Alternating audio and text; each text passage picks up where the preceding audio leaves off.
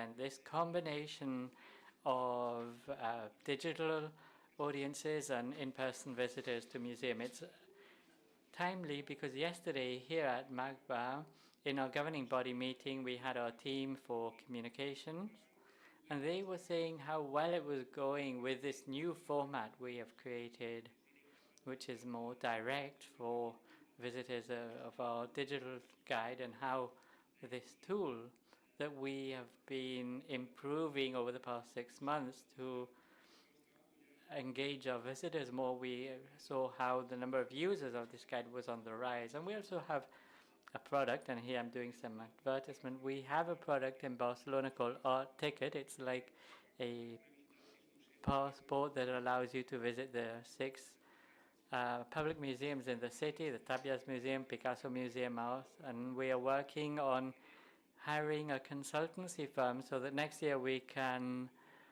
evolve this art ticket digitally to see if it offers any potential. So I'm saying all of this because the topic of this year's event is very timely, and also striking a balance between caring for our in-person visitors when we have actions to get closer to certain communities and certain groups.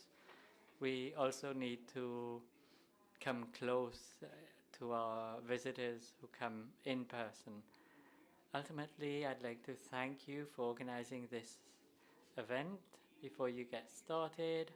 And if you would allow me to advertise something, this month, the MAGBA is entering in the 30th anniversary of the museum, and on the 5th today at 8 p.m. we'll be opening a very powerful exhibition. I invite you to visit, and then on November 27th at 7 p.m.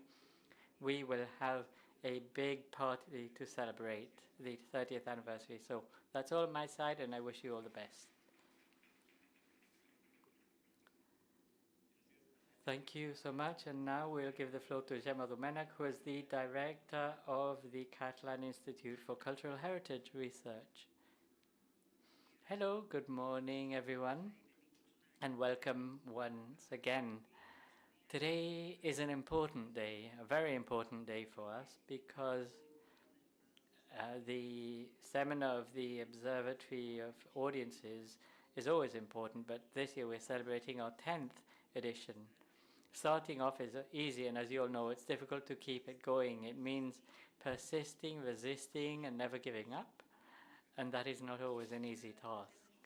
This 10th international seminar, I would say, is proof of this resistance, persistence, and the good spirit of the work done by all of those who have been in the observatory. Joaquima Bovis, where are you, Joaquima? There you are. And Antoni Laporte, who together with Kim Nadal established and nurtured the project. Xavi Huguet, who for 2 years now is the director of the observatory and who joined this adventure early on. Paul Casal, who's always by his side, and all of the staff at the Catalan Institute for Cultural Heritage Research. We have always tried to support the work of our colleagues at the observatory. But this isn't something we have done alone from the Catalan Cultural Heritage. We've done it with the support of the DG for Cultural Heritage, who promoted the establishment of the observatory, and the museum service, which is our usual interlocutor that looks out for the observatory and for the consolidation of this international seminar. So I would like to take this occasion to congratulate one another for this seminar. 10th anniversary, we're far from our 30th anniversary, and I would also like to congratulate MAGBA, which have helped to consolidate the Observatory of Audiences, because after 11 years, we truly believe it's a key element in the management of museums in Catalonia. And for the Institute, the Observatory is a key element in the role of the Catalan Institute, which through research and convergence was to connect cultural heritage with the present times and the challenges we face today and in the future.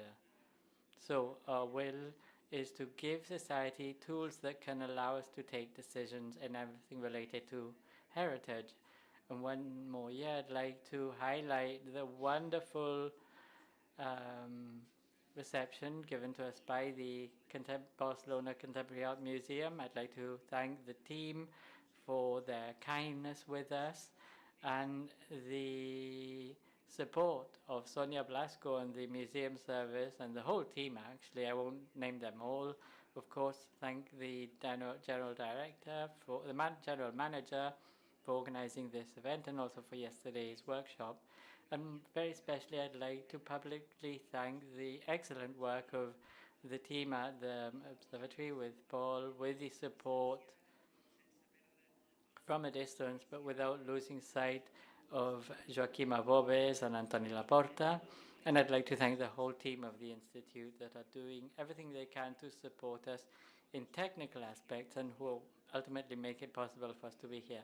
I'd also like to thank the speakers for finding some time in their busy agendas and coming here to share their knowledge and experiences with us. I'd also like to thank the participants in the roundtable who will share their experiences with us. I'd also like to thank the interpreters and technicians who enable communication. Without them, we would be at loss. And of course, I'd like to thank our sponsors who once again are shown their renewed trust in our work and all of us. And without them, we couldn't do half of what we do. So I'd also like to thank our sponsors once again.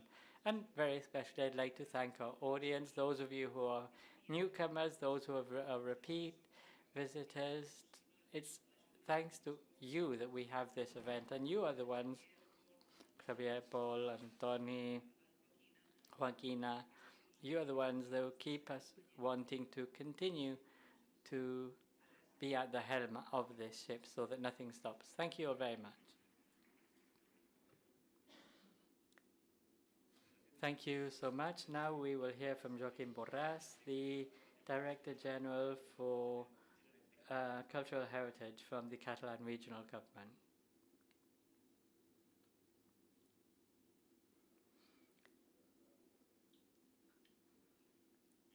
Good morning, everyone.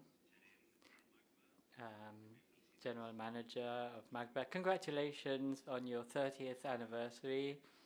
I'd also like to thank Gemma Domènech, Director of the Catalan Institute for Cultural Heritage Research. Congratulations on your 10th anniversary.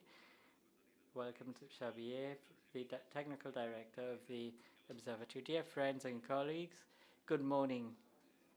We are delighted, as those who have preceded me have said, in celebrating the 10th anniversary, which is helping to consolidate the Observatory of Audiences of Cultural Heritage. 10 years is an important milestone, and it is an event that is consolidated now and helps us to understand the audiences and visitors of our museums and cultural institutions. We are here this year to talk about hybrid audiences in museums, and more so, we have to coexist with in-person visitors, which of course are very important, but at the same time, we must adapt to the digital environment. That is obvious, and that is why we're here. It's the first time, I think you talked about this, was in 2017, where we talked of online museum visitors.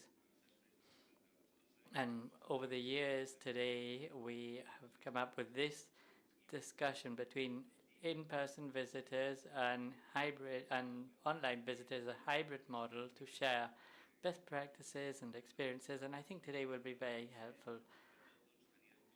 Also bearing in mind that there was something which had a strong imprint on our life for a whole generation, that is the COVID-19 pandemic, and in this case it was important because it marked a turning point in heritage centers and museums with regards to our audiences. The lockdown back then, the closure of museums during the pandemic, was something that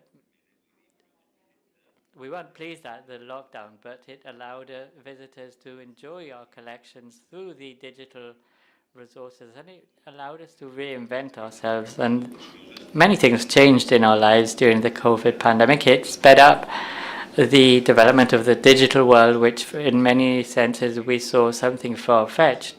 And for cultural heritage, it allowed us to dive into the world of digital resources. So, new ways of enjoying museums from a distance. It came with opportunities, and I think it's also an important social element. Sometimes people from around the world who find it very difficult to visit our museums, but digitally we bring our heritage closer to societies from around the world.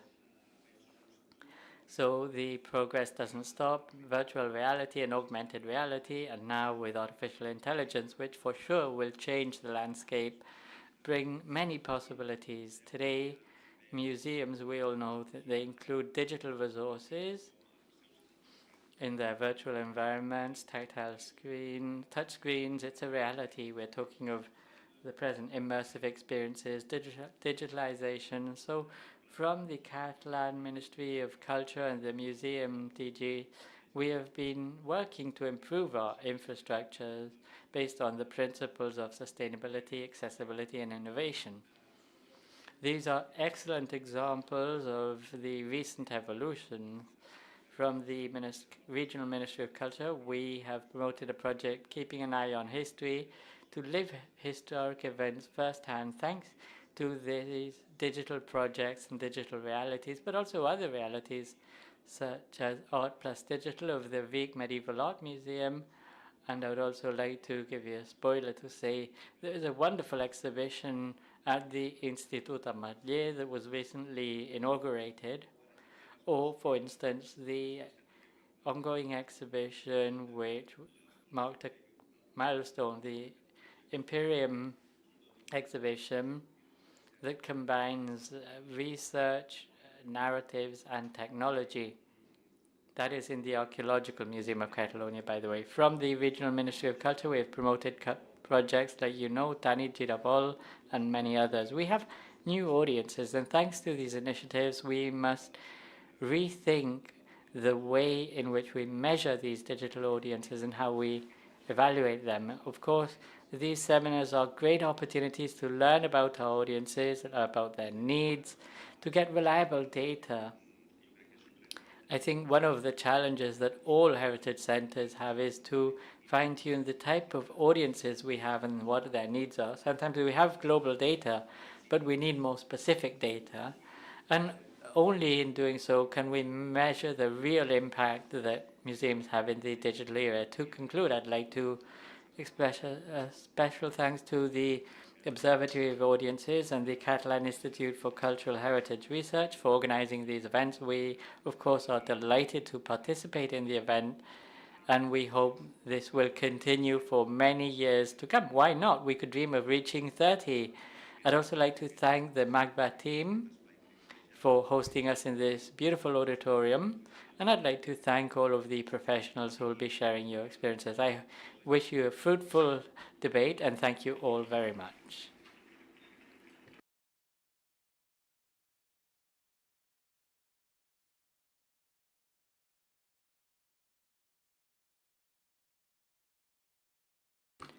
Thank you so much for your kind words to the General Director. We are very grateful for the support from the Regional Ministry of Culture and the Museums Division, the organizing of this event, and all of the work we do at the Observatory. Allow me, as the Director of the Observatory, to give you a brief overview of the content of today's seminar and how we've approached it. Today's event aims at being a space to share ideas, experiences, and challenges around everything digital, dealing with issues such as how we can better understand our audiences, how can we get digitalization to be more inclusive, and how can we guarantee a real and sustainable impact. Digitalization is no longer just a tool, it's a structural need that changes all of the dimensions of our museum, from the management of our collections to the way in which we bring in our audiences. It's not just about being present on social media and the internet, but also to understand how everything digital helps us to improve in bringing culture closer to people, preserving our heritage, and leaving a mark on our audiences. In recent years, we have learned that everything digital does not replace the in-person experience. It enriches it. We've that we need solid digital strategies that are aligned with the museum's vision, and that data are a key element to know how publics engage with the physical and virtual museums. We also know that digital transformation comes with challenges. The digital gap is a problem, especially in small and medium-sized museums. The visitor's experience in museums combines in-person and digital elements. Digital visitors use digital tools like apps, virtual reality, augmented reality, AI, in all areas and in all of their journey, before the journey, during the journey, and after the journey. And this means we need to look at the visitor's journey, integrating data from the in-person and online audiences, having a comprehensive view of their motivations, their experiences. And this calls us to look at the evaluation or measurement tools that we've used up to now and have a different look. Audiences are no longer passive viewers. They want to participate, interact, and co-create. And this is an invitation to rethink about how we connect with our audiences, how we personalize their experiences, and how we turn everything that is digital into a meeting point for everything to have a shared meaning. And looking ahead into the future, the digital transformation in museums should follow 4 strategic lines. It should integrate digital elements in all of the museum strategy, train teams, open up spaces for participation with our audiences, and to better measure the impact of what we do in museums. Digitalization is an opportunity to rethink of the role of museums in a constantly evolving world, and it can help us to be more open, more inclusive, and gain relevance in today's society. So with the goal of bringing some context into this event, from the observatory we had a survey among Catalan museum workers to know about some of the digital aspects more concretely. And let me introduce some of the outcomes of this survey.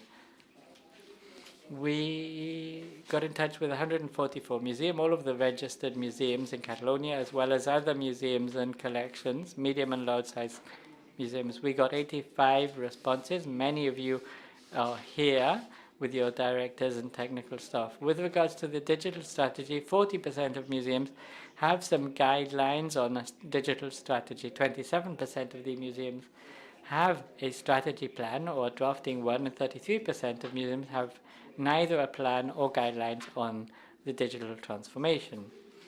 On the digital resources in permanent exhibitions, 84% of museums have audio-visual elements, 66% have QR codes, 60% have audio guides, and 11% have virtual reality resources, and 9% have augmented reality resources. 74% of museums offer open Wi-Fi connection to their visitors. And as to who deals with digital communication in museums, 67% of museums, it's the internal staff who do this. 30% it's a mix of internal and external staff, 12% external, and for 7% of museums it's people working in the town hall or another administration. 92% of the museums have mailing lists or newsletters. 27% of them have WhatsApp mailing lists, and 4% have none. And on social media, 90% of museums have an active participation on Instagram, 87% on Facebook, 65% on X, 54% on YouTube and on TikTok, and 68% of museums say they're doing digital innovation, especially with regards to virtual and augmented realities and audio guides. Generally speaking, these data show a positive picture on the digital inclusion in Catalan museums with a strong commitment to digital transformation. Many museums have digital resources for their exhibitions. They offer open Wi-Fi, and access to digital channels is universal. There's a growing amount of museums working on digital strategies, promoting innovative projects which show their efforts to continuously improve. So before introducing our first panelist, and we've already touched on this, I wanted to mention a topic which I'm especially happy and proud of, and that is that we're holding the 10th International Summit of the Observatory of Audiences. Over these 10 years, we've come together to talk about something relating to audiences or visitors. We're bringing together museum actors from around Catalonia, and for me, it's a great satisfaction and a great pride. Over these 10 years, we've dealt with the issues such as data management, virtual audiences, assessing quality, the impact of free museums, the participation of museum communities, the social impact of museums, the development of new audiences and visitors, or evaluating exhibition text. And I'm especially pleased to show you this map of Catalonia, showing you the 36 museums that have been, over the course of these 10 editions, coming to present experiences. They're all relevant experiences in terms of museum heritage. As you see, we have small museums from the Pyrenees to large museums in Barcelona. There are museums on all topics, so it's a map that makes me feel quite proud, I must say. So I'd like to thank all of these museums and thank the 97 speakers who have participated over these 10 years, 26 international speakers and 71 professionals linked to the field of museums in Catalonia have shared their quality projects. So I'd like to thank all of them. I'd also like to thank the team from the Catalan Institute for Cultural Heritage Research, and thank all of you for being here, and a big clap for all of you.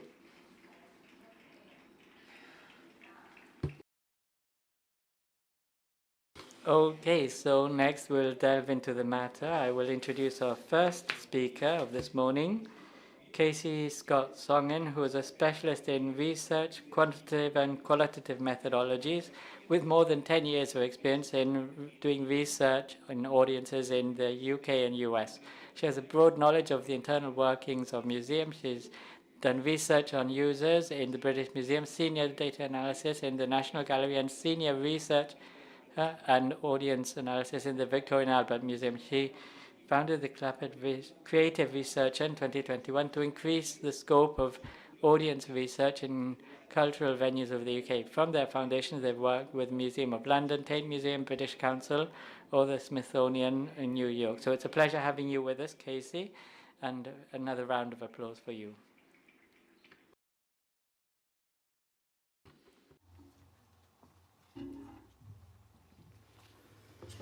Thank you so much for having me today. I feel really honored to be a part of the 10th anniversary of this seminar.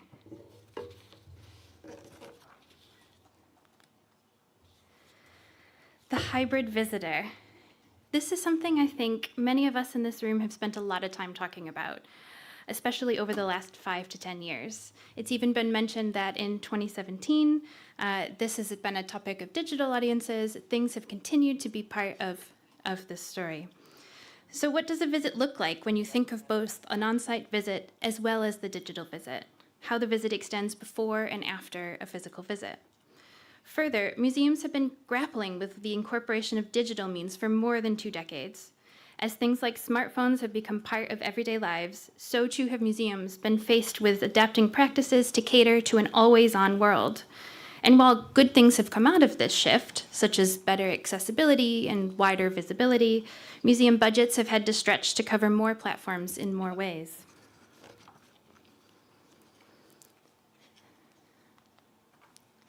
And we know that the idea of a digital audience isn't new, nor is measuring a digital audience. But these practices are still relevant today. But as digital audience measurement continues to get more and more sophisticated and complex, it's important to ground ourselves in what it means for digital audiences for museums and understand the foundations we're working from.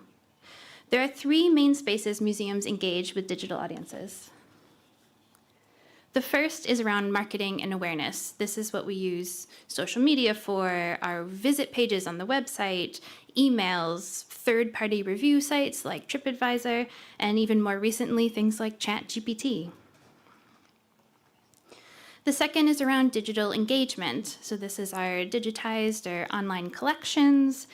This is people consuming museum-created content regardless of whether they're on-site or not. And the third is digital interventions on site. So AR, VR, digital guides, QR codes, even translation apps on people's phones, Wi-Fi infrastructure.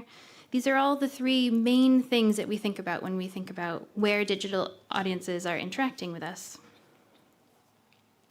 And of course, the COVID-19 pandemic highlighted the relevance of digital to museums, but it also highlighted the challenges faced by the sector. The digital transformations that took place at museums during COVID-19 drew attention to the discrepancies in digital maturity and resilience across the sector.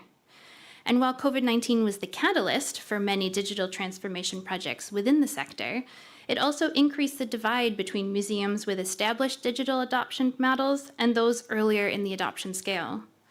But most importantly, looking at behaviors since the COVID-19 pandemic, we've seen that there were fundamental shifts in audience behavior that means that museums can no longer ignore the importance of digital audiences.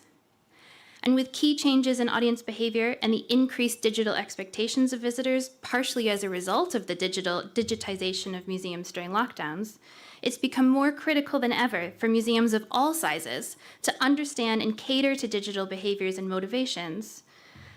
Understanding digital audience behaviors will help museums to stay relevant for their visitors while prioritizing any future digital spend wisely and effectively. And while COVID-19 brought digital engagement to the forefront and left many museums rushing to implement new digital content and platforms, it also highlighted that many museums, especially those without digital strategies in place, in trying to stay relevant for visitors, ended up implementing digital for the sake of it. And many didn't build in any measurement practices, which made it unclear if anything that was implemented actually worked. In a survey commissioned by NEMO in 2021 on the impact of COVID-19 on museums in Europe, they found that while 93% of museums who responded had increased or started online services, 75% had increased or started social media, and 53% had increased or begun to create video content during the pandemic, this did not necessarily translate into digital audience measurement, given that almost 40% said they either did not track or did not know their online visitor numbers. This really put the necessity and lack of digital audience measurement to the front of many's minds. This lack of data meant making decisions became difficult as museums lacked the knowledge and information about who their digital audiences were and how their digital audiences behaved. So, since COVID-19, things have changed again, this time in visitor behavior. We saw a lot of visitors come back to museums in person, and there was, for many, a shift to prioritizing in-person experiences over virtual experiences. But audience expectations have shifted, and the way audiences plan to spend their time has changed. Museums no longer exist in their own category, for example. They now compete with a wider variety of experiences, from private exhibitions to immersive experiences, to things like escape rooms, and let's be honest, streaming services like Netflix. And there's been a shift across all three types of digital ways museums engage with audiences. From a digital marketing and awareness perspective, there's been a shift in finding out things via social media and influencers. There's an increasing reliance on word of mouth and relying on algorithms to show them relevant content and using that as a way to find out about events and things to do. From a digital engagement perspective, there's an expectation that things are online. It's no longer a nice to have, it's now something that we expect to find it. If it's not online, it doesn't exist.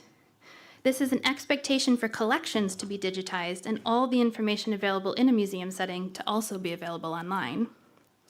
And finally, for digital interventions, while having digital interventions on site aren't necessarily expected, seamless use of one's smartphone is expected. The ability to find out about an object online, use accessibility or translation functionality, or even consume content in a different format is something visitors expect to be able to do. Overall, digital's become an integral part of people's lives, and the absence of digital capabilities is seen more than the addition of them. This means that expectations are shifting, and it's no longer optional to think about the digital visit ecosystem and the on-site visit as separate things. Instead, we need to think about how we can better understand the holistic visitor experience across both digital and physical visits. This may seem daunting, but it doesn't have to be. And audience measurement can be a key to helping museums start to think more strategically about digital and on-site experiences. Ultimately, we live in an age of information overload, and in order to stay relevant and top of mind, museums need to think about how they fit into the lives of their visitors, not how visitors can come to museums. So when we think about the hybrid visit experience, we often think about it based on platforms that the museum owns. And this is just a product of the fact that teams are set up in certain ways. So we think about, we've got your online only visits, your on-site only visits, your on-site and online visits together. And we think about things like the website and the social media platforms that we own, or the digital products that exist within our museums. But the reality for our visitors is actually much different. Visitors are using a variety of owned and third-party platforms to both actively and passively decide what to visit. Since the pandemic, we've seen an increase in passive content consumption via social media and an ever-growing importance of word of mouth.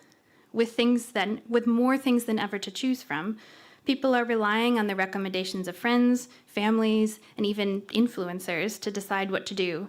They are trusting the algorithm to show them things that they will want to see, and even using things like ChatGPT to help them plan a day out.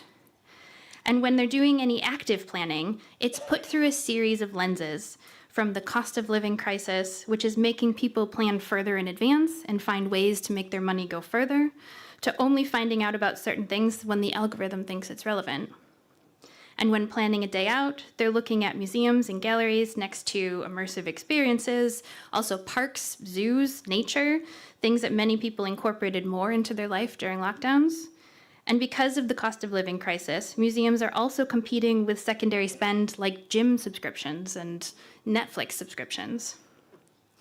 But by understanding how visitors use platforms, both passively and actively, and how all of the platforms work together, museums will be able to use time, expertise, and resources in places that they're needed the most.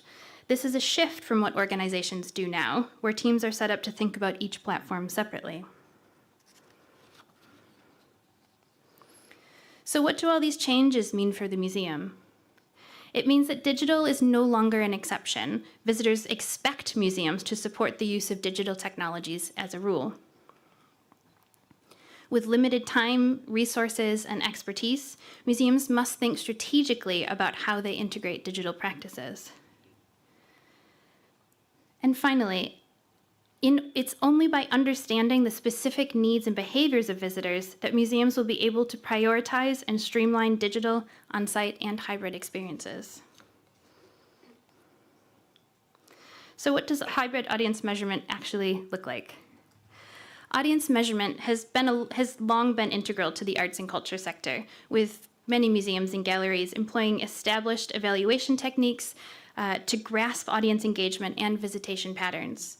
While exit surveys and intercept interviews have been mainstays for evaluating on-site experiences, the proliferation and accessibility of data, such as ticketing, sales, membership, attendance data, has enabled museums to integrate more data-driven decision-making into visitor experience strategies.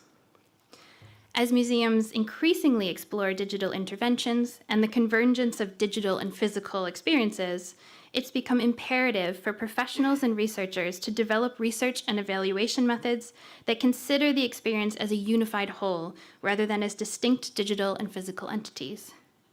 Bridging the gap between methodologies that assess purely digital or on-site experiences is essential to comprehensively understand the visitor journey across digital and on-site interactions.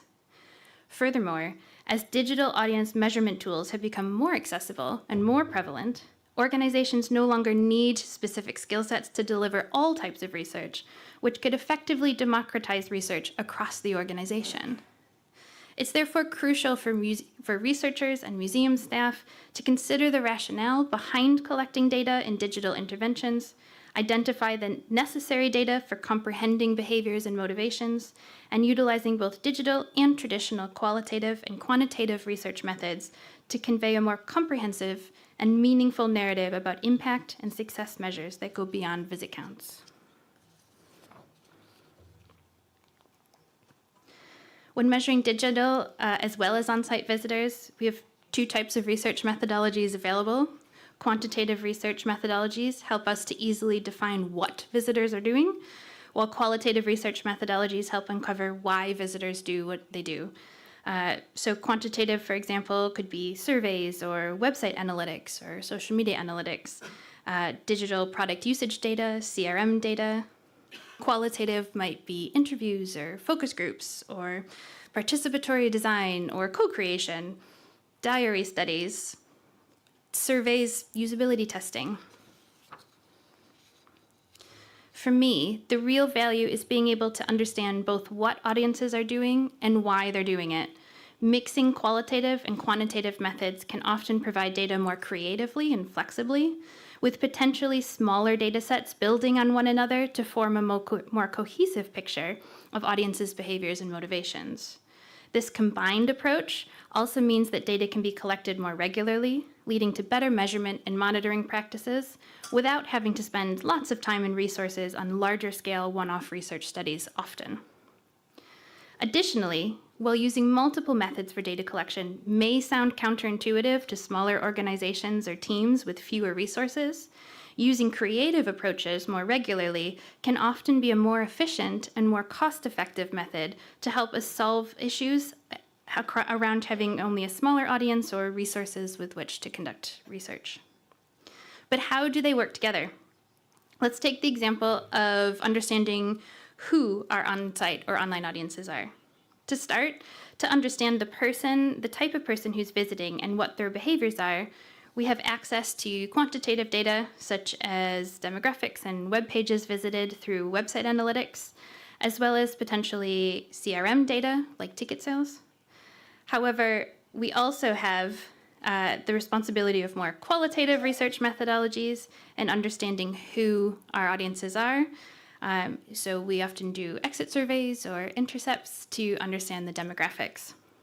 In looking at both that data together, we can start to paint a more detailed picture of who our on-site and online audiences are and how they overlap.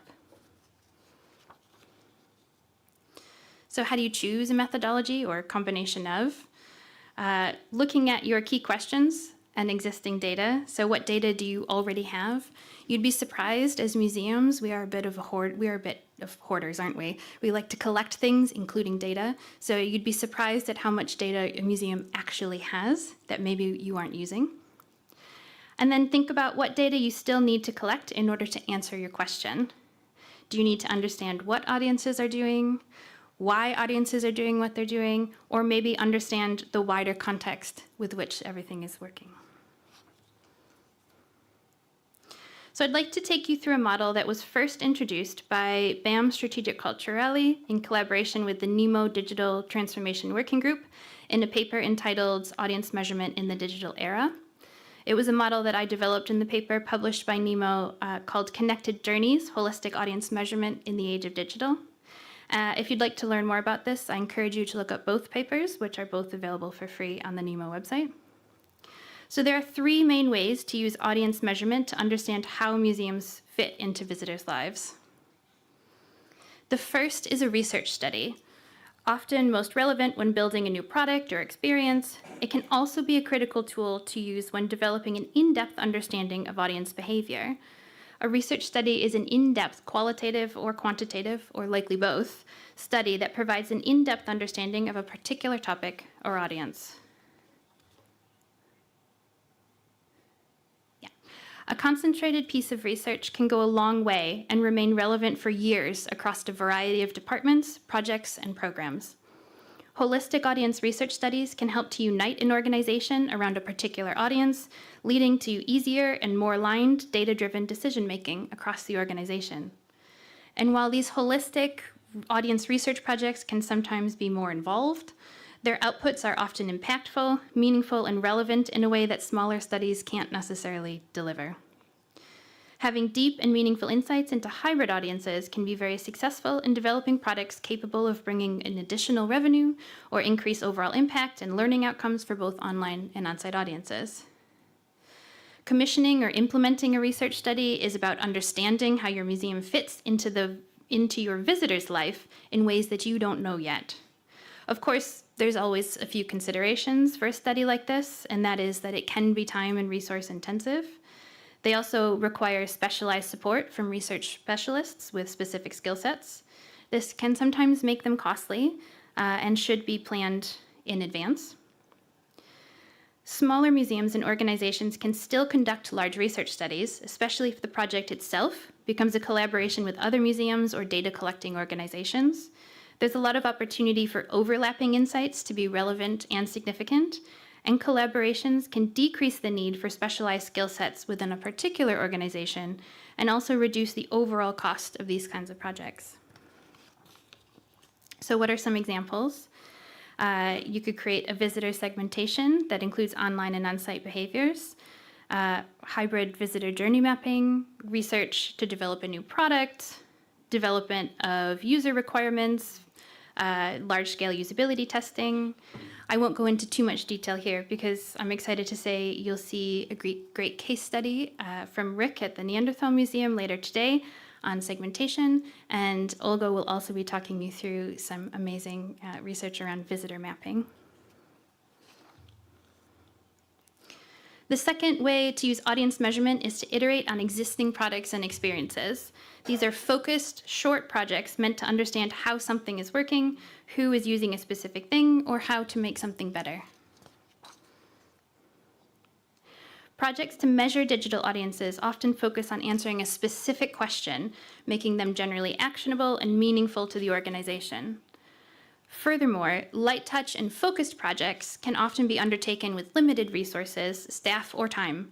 There are many digital tools and software to support audience measurement in this way, with a wide variety of methodologies to enable potentially creative and flexible solutions. That being said, hybrid audience measurement is something that can be done with relatively few resources and smaller amounts of time if the tools and processes are in place to do so. For example, having an approved and integrated survey tool within the museum means that staff can run their own quick surveys related to their own products and programming without relying on specialists to do the research for them. Having these types of methodological tools available to an organization are critical to implementing and democratizing a measurement strategy that's easy and effective, even with small teams. Some examples of where you might use measurement include to investigate a change in a metric discovered during monitoring, to understand why a key metric or KPI has gone up or down, to evaluate an event or an exhibition, something that's a limited time frame, to iterate on a product, so help something like an audio guide work better for your visitors, to understand the impact a recent change has made to a product, or to support the development of a new product strategy or plan. The third category is monitoring. So monitoring can be a relatively passive form of audience measurement and can help a museum of any size understand what is working, what is not working, with relatively less investment of time, resources, or budget.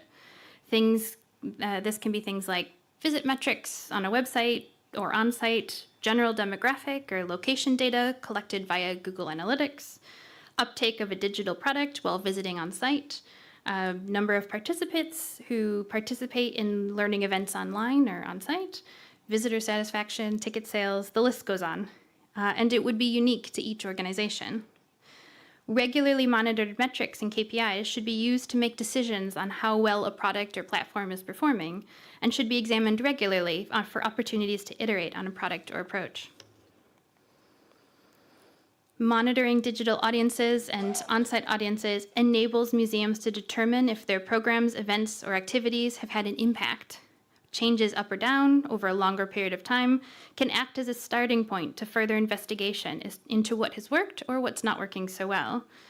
This is often passive and doable with little effort, as many social media tools are already available, and tools such as Google Analytics have become ever easier to set up. However, audience monitoring is only as useful as the metrics and KPIs originally set by the museum, along with the museum's use of collected data to make decisions. Collecting data just for the sake of it, but without any data interrogation, can negatively impact staff by making them feel like they're doing useless work, or create missed opportunities for the organization to correct its course if something is going wrong. Metrics and KPIs should be chosen with consideration, and in order to be effective, be clear in the way each number can impact a decision within the museum. Monitoring is important because this is how we understand how best to prioritize your resources. feel confident in what's working well, and understand when something isn't working. This is critical, especially now in a world where expectations shift quickly, and when something may work one year, it may become obsolete the following year. So how can audience monitoring and measurement be achievable for all sizes of museums? There's many different audience questions that can be answered via audience measurement strategies, from understanding what audience motivations are to how well they're able to complete tasks they're hoping to carry out or what they've learned. There are equally numerous ways to collect this type of information needed to answer these questions. It's important for museums to think about what metrics will best help them to make audience-led decisions within the organization, and to develop a measurement strategy around the ability to collect the data necessary within the resources available to the organization. It is important as well to think about how staff can use each of these three types of measurements to paint a holistic picture of audiences across both digital and on-site spaces.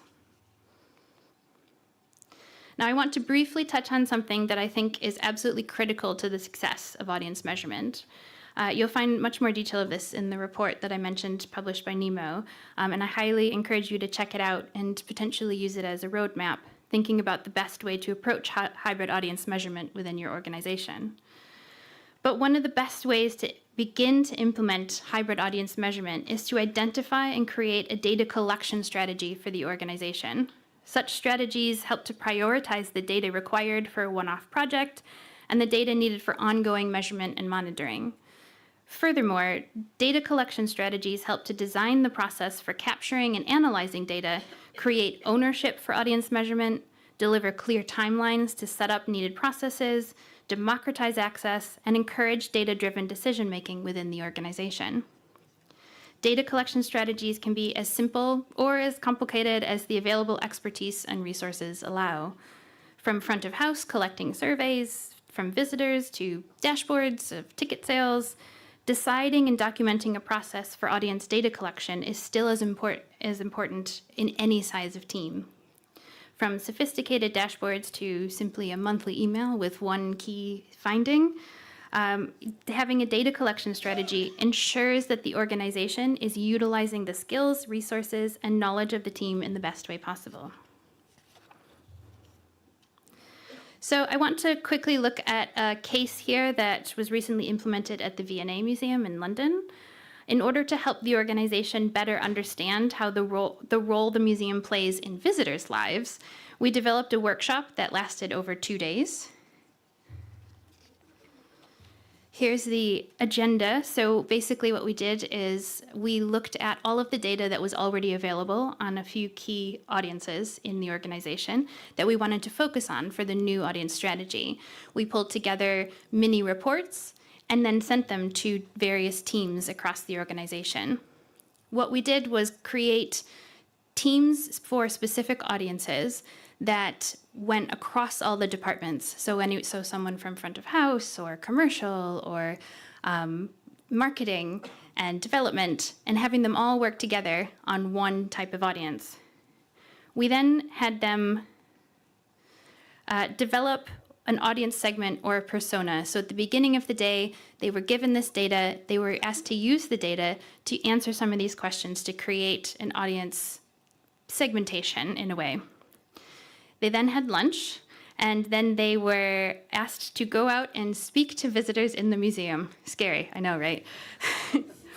But they went out, talked to visitors, and then came back and changed this if they needed to.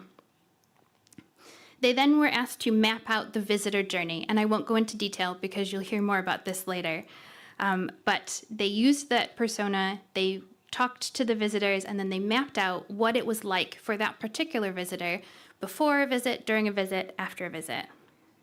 They then used these challenges and opportunities at the bottom to ideate and identify different ideas that may help make the visitor experience better. So this was all in the afternoon of the first day. On the second day, they came back. It was a half day. They looked at their ideas, developed some a little bit more, and turned some into briefs, which they then were given to the exec board, and the exec board went through the briefs and approved some of the projects that would help audiences have a better visit experience. And all of this brought different teams together to talk about things in a different way that maybe people hadn't understood in the past. But it also made sure that we were creating things that were data-driven and based in audience reality. Oops. So why does hybrid audience measurement matter, and how does it fit into a cultural organization? As digital practices continue to become more mainstream, visitor behavior and expectations continue to shift, causing digital means and opportunities to become more and more critical to museum practices. And while for many museums this can feel like an unnecessary strain on already limited resources, there are many opportunities that focused planning and development for digital and on-site audiences can provide. Beyond understanding the wider visitor journey across online and on-site spaces, there's also significant opportunities for museums in understanding and measuring digital audiences.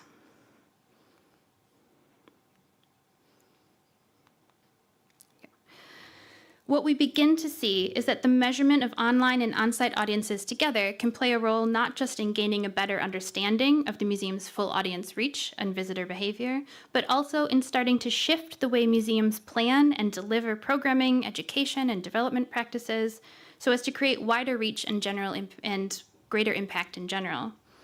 The COVID-19 era, in which many museums closed their doors for extended periods of time and moved to digital-only models, and the subsequent reopening and return to normalcy that digital activities were not a threat to on-site audience engagement. In fact, it's since become clear that visitor expectations have shifted, and even though visitors have come back to physical sites, their expectations of what a visit looks like in regards to digital integration has shifted. And I get it. Working in museums means we're busy professionals, but by understanding how everything works together, we're better able to prioritize and understand what's working, what's not working, what helps us as organizations prioritize future projects, decrease risk of rolling out new products, or making sure we focus on things that bring the greatest value to our visitors. Further, the ability to not only plan for and deliver both online and on-site experiences, but also to measure them both holistically, can help to uncover the greater impact that combined activities are able to create. Digital technologies can also create many opportunities to provide a more accessible and inclusionary experience, both on-site and online. Audience measurement is one way to identify access needs for current and potential audiences, or to test new inclusionary products, content, or experiences. For example, understanding on-site access needs for a large archaeological site would enable potential visitors to plan their visits in advance and in order to access seating when they need it, and encourage visitors who wouldn't feel confident going without the additional planning information. Digital audience research could help to identify how to develop digital content necessary to support these access requirements. This process would make digital content more meaningful and successful if designed and tested, and would cater to a wider audience, building that confidence and increasing visits. And finally, hybrid audience measurement allows museums to understand where their visitors are holistically across online platforms.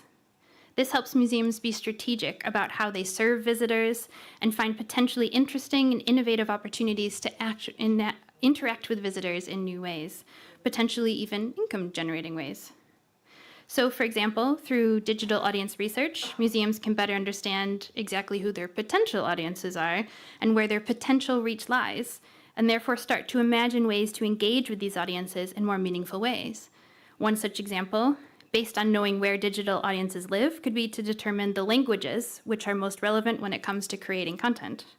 This could open up the museum to more tourism and international audiences, which could result in new and innovative income streams. Thinking about it that way, understanding connected audiences' behavior increases the potential for revenue generation by providing what visitors want or need when they want or need it. Thank you.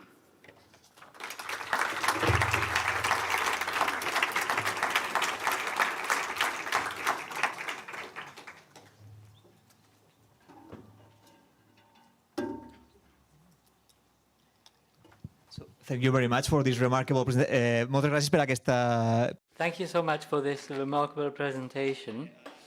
Next, we have some time for Q&As and a debate with our audience. So if there are any questions you have for Casey, I'm sure she'll be delighted to answer. And if not, I can break the ice, because I have many questions. Firstly, I wanted to ask you whether you have observed through your research whether a good digital strategy can help to increase the number of in-person visits, and what is the impact on in-person visitors? Definitely. I can hear myself. A good digital strategy, a bad digital strategy. Often we see digital strategies and in-person strategies as two separate things. And they exist in two separate teams that sometimes don't talk to each other.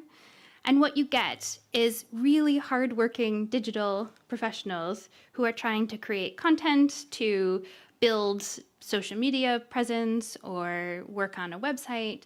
And then you get hardworking professionals in the museum creating programming or events. But what happens is they struggle to support each other. And you end up getting social media content that is great, but it doesn't actually resonate with the audience that would then come on site. And maybe that's your strategy, that social media is the only way you want to engage with people. But the reality is if we think about a good digital strategy, it would all connect up and help. Maybe some people will never come on site, and that's okay. There are a variety of barriers. But if your online content can support people who want to come on site and vice versa, you're also not duplicating work within the teams, because instead you've got programming on-site teams writing all the content to try to promote their own thing. You've got digital teams promoting their own thing, when you could actually save a lot of resources by working together. And it's quite a challenge, to be honest, because of the way we think about the expertise, digital and on-site experience. So have I seen any that have done it really well? I think that's yet to be. Sí, de fet, potser és una bona Yes, maybe this is an excellent opportunity to look at the digital strategy to make an organizational change. In several events here at the observatory, we've talked of the organizational change that must be top-down and bottom-up in all levels of museums and institutions to change this, so that departments are better interconnected and so that everyone to be aligned with the museum's mission, things like that. It's really interesting. Sorry, we have a question from our audience over here. Hi, good morning. I am David from the Museu de les Aigües. As many of you know, the Museu de les Aigües was closed for many years because of COVID. Now we've reopened. We developed a very powerful digital strategy in many senses, and we've reopened in 2025. We're receiving in-person visitors on our premises, and what we're doing now is we see a shift in trends. What we've tried to do is to balance things out and give the same relevance to people who come and visit the museum in person and who walks through our exhibitions. We give them the same relevance as someone who may visit our online exhibitions through our platform Google Arts, for instance. And we are giving them the same weight. So what have we done to go from a figure of visitors which was around 50,000 per year in in-person visits? Now, by balancing things out, we have around 90,000 visitors or people with whom we've had an impact. That is how we call them. What do you think about giving the same relevance to those visiting virtual exhibitions or playing Minecraft to those who come and visit our museums in person? Is it ethical? Is it legitimate? Great question. And also congratulations on going from 50,000 to 90,000. I think it's a really good question, because it's something that museums of all sizes are trying to think through at the moment is how important is a digital visitor, and do they count as a visitor even? And I think it really depends on what the purpose of your museum is. If your goal is to help as many people learn about the thing that you have in your museum as possible, and your digital experience helps enable people to learn about the collection, then is that success? You know, I think what I would be interested to see is in the next 5 to 10 years, people will start to talk more and more about impact, and how do we measure impact, and what does impact mean, and how great of an impact do we have to have for it to be considered a good visit. But I think there's something missing in that what is the purpose of a museum? We are there to help educate people, but also what's the value of an in-person visit where someone is coming on a first date? You know, maybe they're not learning anything, they're focused on their date. But is that still a legitimate visit? So I think the same applies to digital, is you'll have people who come to your digital site who are less engaged or more engaged. And you'll have people who come on site that's less engaged and more engaged. So is it a question of how engaged are they? Do we care? Does it matter? Maybe the important thing is that we get as many people as possible regardless.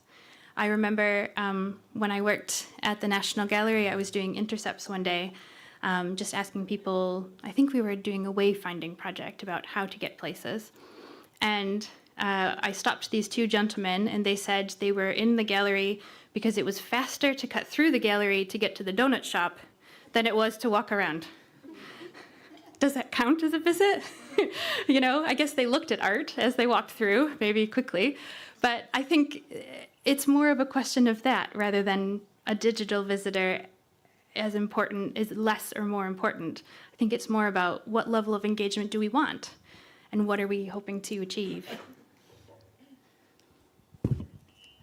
Thank you.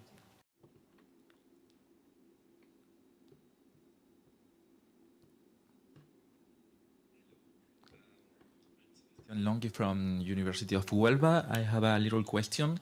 How will you evaluate the strategies that come from outside of the museums?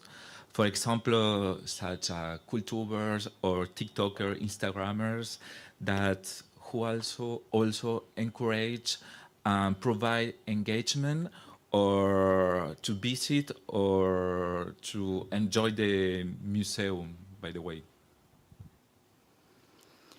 Yeah, it's a good question, and I think it's complicated, isn't it? Yeah. I don't know, a few months ago, I was having a conversation with my mom, and she was talking about this interior designer as if she was her friend. Like, so-and-so did this today. And I was like, who is so-and-so? And it was an influencer that she watches on YouTube. And I think there's a shift that's happening that's, we recently been having conversations about how you define word of mouth in a survey. You know, it's a typical question, you know, how did you find out about us? On the website, newsletter, word of mouth. And more people, we're actually finding, we did a study in 2013 as part of a London Museums Consortium, and we just repeated it in 2025. And we asked the same questions, which is where a lot of these insights about the modern visitor has come from. That shift in word of mouth was the biggest significant change.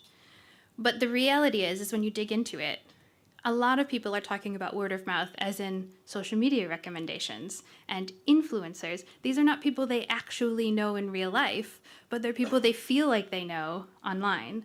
And so it's caused us to take a step back and think about, okay, well, how do we change this question that's been the same for 20 years and separate that out to think about word of mouth from friends and family and people you know, but not even friends, because sometimes influencers, people consider them as friends.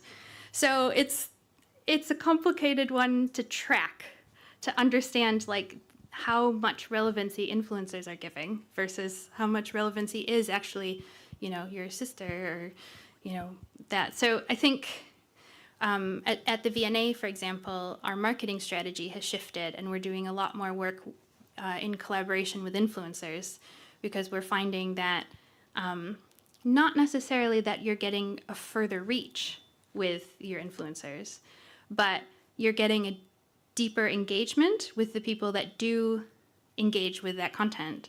And again, going back to the algorithm, I think in this piece of research I just mentioned, so many people report saying they have information overload and it's just too much. And people are relying more and more on social media to give them what they want to see and to just ignore the things they don't want to see.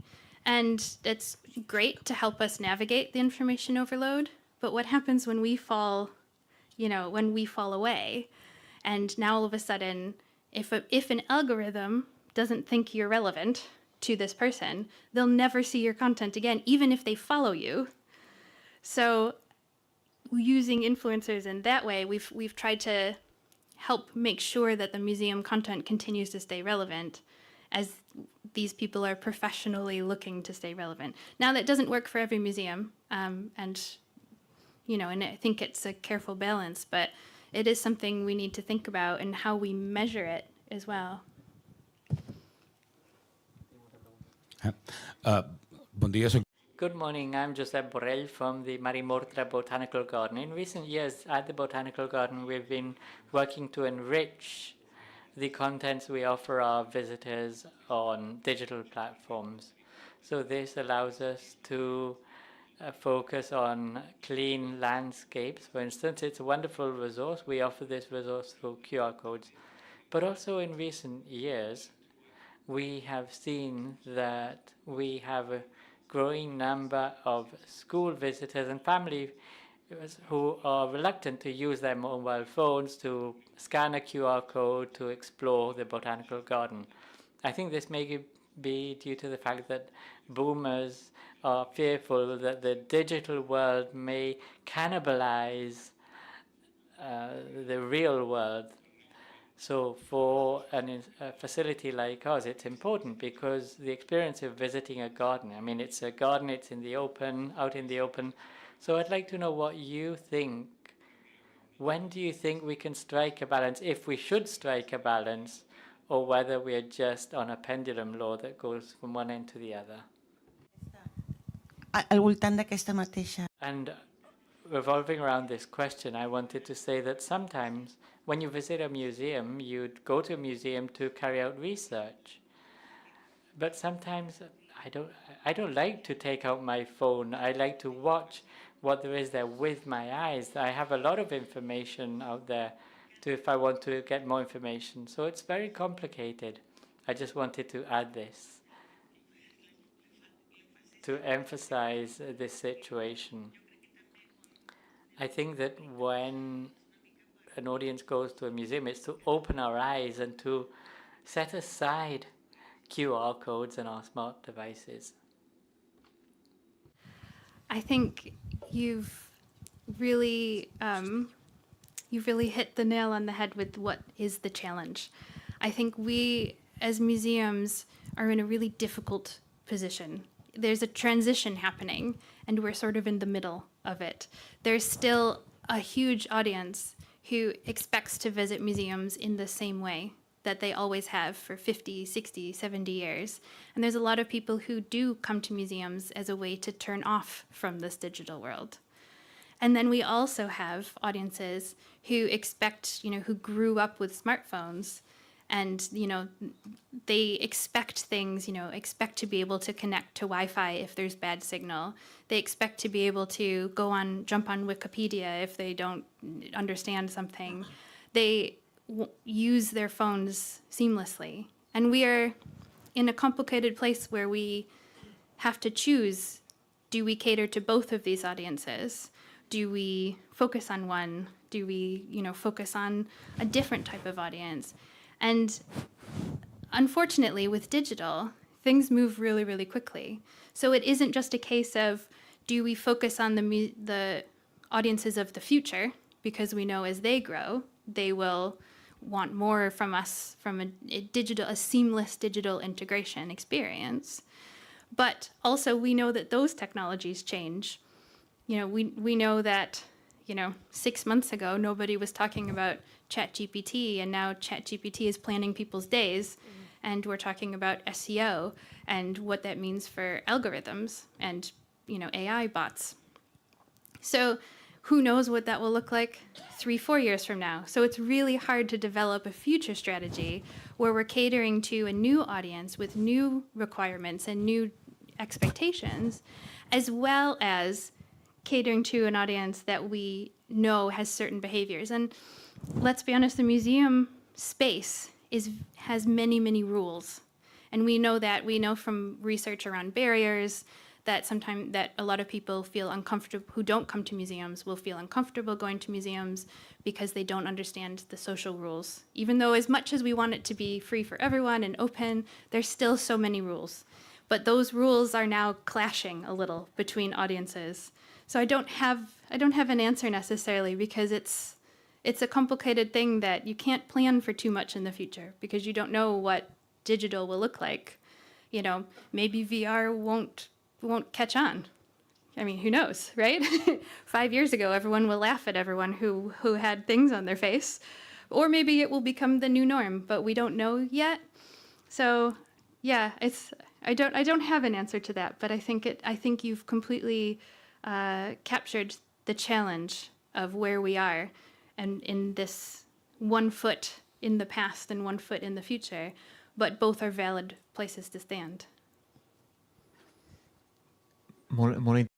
Really, really interesting. I'd like to add to the discussion that this is one of the reasons why it's so important to gather data and to study our audiences. John Falk, who's one of the great authors on studying our audiences, he segments audiences based on their motivation or the social and demographic features of our audiences. And one of his, between 5 and 7 segmentations, he talks of rechargers, who are the people who neither want to pull out their phones, they want to be in museums just to recharge their batteries, to enjoy art, or because they can feel the disconnect from society. That is why it's important to study our audiences. We have time for one final question. I wonder if there's anyone else in the room. I have many questions if there's no one else wanting to ask questions. I wanted to ask, what steps would you advise a museum, a small museum or with limited resources, what steps would you recommend to start measuring and better understanding their digital audiences? I know it's quite a long question to answer, but if you could give us some clues in just a few minutes, that would be great. Yeah, sure. I think the first step is to look at what data you already have, because you'd be surprised, if you have, social media platforms already have inbuilt analytics, so you don't have to have a fancy paid-for platform to measure analytics. Website analytics as well. Sometimes you already have that, even if you haven't set up Google Analytics. There's also things like Google Trends, where you can, that are online free tools that you can type in your museum name and see how many people have searched for it in the last month. I think starting with just a quick project of like, what do we already know? Because I think we sometimes assume we don't know anything, but the data is often there. And then I think it's important to think about, okay, what do we want to know? Because that then helps you decide what it is you're going to do. So if the purpose is, if what you really want to know is what motivates people to come to your website, you could put a little pop-up survey on your website that says, why did you come here today? Multiple choice question. And that's it. And then that answers a huge question for the museum. Or, if it's about are people using the website to plan their visit or look at the online collections, and you have something like Google Analytics, you can just look at the page views. What are people viewing? How are they getting there? So I think, yeah, like you said, it's a long, a long answer to potentially a short problem in that you don't have a lot of time to do these things. But yeah, I think it's that, and it's understanding why digital matters to your museum. Because I think one of the things that really struck me is that obviously during COVID, so many of us closed, and a lot of people rushed to implement digital in a way that they necessarily hadn't been able to before. And I think now is the time that we take a step back and we think, what is digital for? And part of that is using using audience research, and maybe it is doing a more in-depth study like the one you'll hear later today, to understand why, like how digital can actually help your organization, or maybe it's something quick.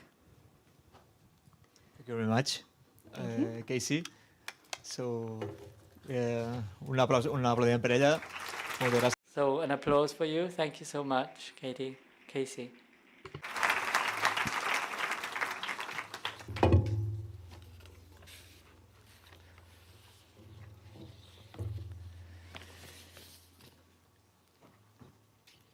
Doncs moltes gràcies. Seguim amb la... Thank you so much. We'll now move on to the second speech of this morning, and now the turn is for Olga Kucheruk, who is in charge of research at Museum Booster. She works focusing on research on audience development and on digital transformation from cultural institutions. As a member of Museum Booster, she has been working on the project Future Museum, a research platform that is based on a practical community aiming to help museums to apply advanced knowledge in their strategic planning, and also in the Museum Innovation Barometer, an annual study on innovation and the ability of cultural institutions to innovate. Olga has also carried out research for the Digital Incubator for Museums, the purpose of which was to support small and medium-sized museums in developing digital projects and strategies. So thank you so much, Olga. The floor is yours.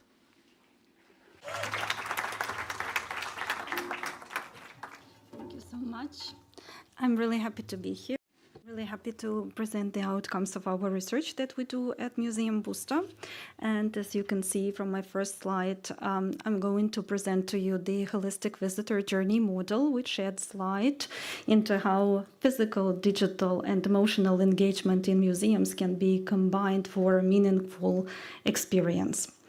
So, the holistic visitor journey model was developed by the Museum Booster with our research partners under the framework of the Future Museum project. And the research at the Future Museum project is driven by the mission to help museums be relevant more to more people and to matter more to more people.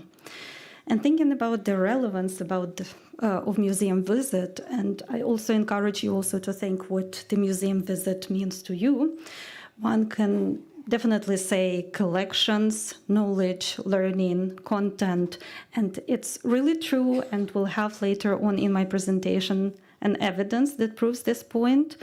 But should we also think if the value we assign to a museum visit as institutions always align with how the value is perceived by our visitors?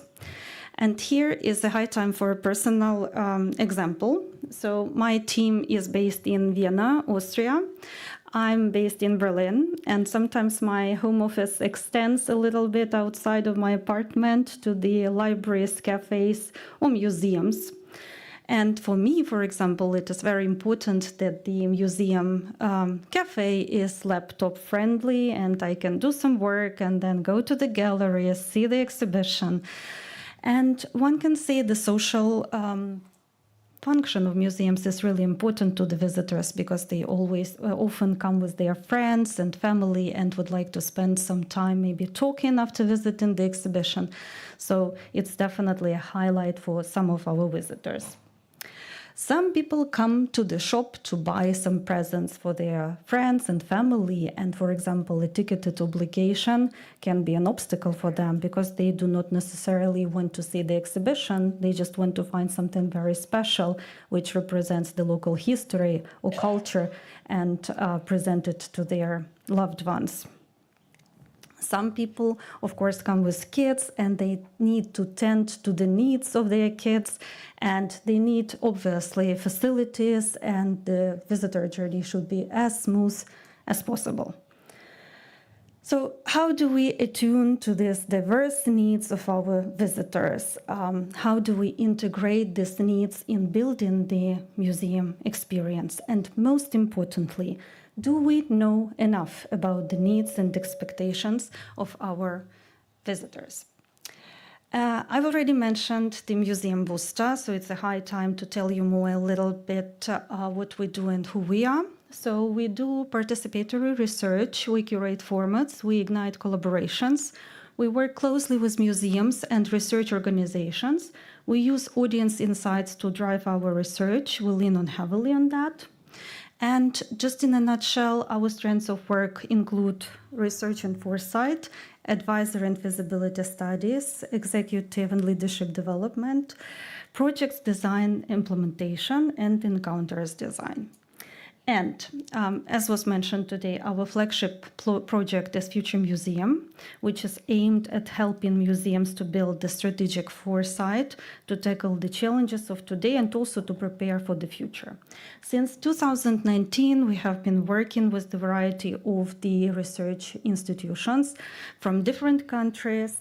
For example, Fraunhofer Institute from Germany, Institute for Learning and Innovation that was mentioned today, John Falk, represents it in our project, Erasmus University Rotterdam, Monash University in Australia, University of Leicester, and the audience agencies.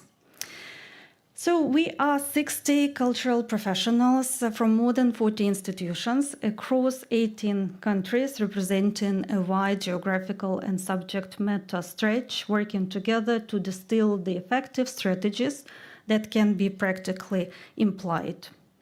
So on board of the Future Museum, there are many institutions, really different ones. You can see some of the logos. We work with Guggenheim Bilbao, Louisiana Museum of Modern Art, Powerhouse and Museums, Victoria in Australia, and many, many more. So here are people behind the logos and the atmosphere of our meetings. So we do meet at the venues of our participating institutions. One of the meetings took place in Centre Pompidou. So you can get the vibe and the atmosphere, how we work together, and to the point. So our research methodology, and I think it is worth talking a little bit about the methodology because very soon I will come to the outcomes of our research. So throughout the project, we have 4 phases. So first, we are in the understand phase where we do the collaborative scoping, the horizon scanning. So we engage with subject matter experts, again, to harvest trends and signals, and also maybe to see the challenges the institutions are facing today. Then we go into the diverge phase and look closely and introspectively into our cohort, looking at our institutions across departments and roles. We call it active phase because we have a lot of different formats. We have interviews, roundtables, also focus groups. And having discussions is really helpful, but bringing the findings together and doing the structured synthesis is also part of our research, so it's called converging. After which we go into the validating phase where we try to test if the distilled outcomes can be applied practically in the institutions.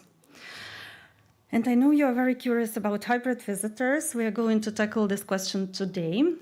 In the phase 2 of the Future Museum in 2023, we went actually a little bit deeper into the understanding phase, and we gathered the perspectives of the audiences.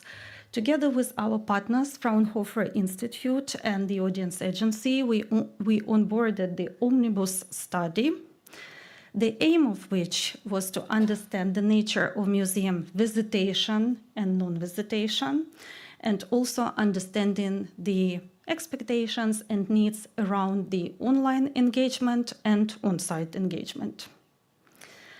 So we covered a significant geography. The study was held online in Germany, also in the Netherlands and Dutch-speaking Belgium, covering the range of respondents that is more than 2,000.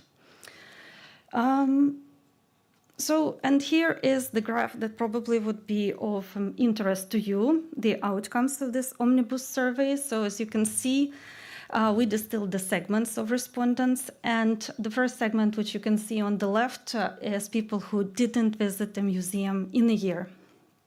And the picture is not as pessimistic as it seems, because within this segment, 25% of people are actually interested in museums, just didn't get a chance to visit or didn't have time.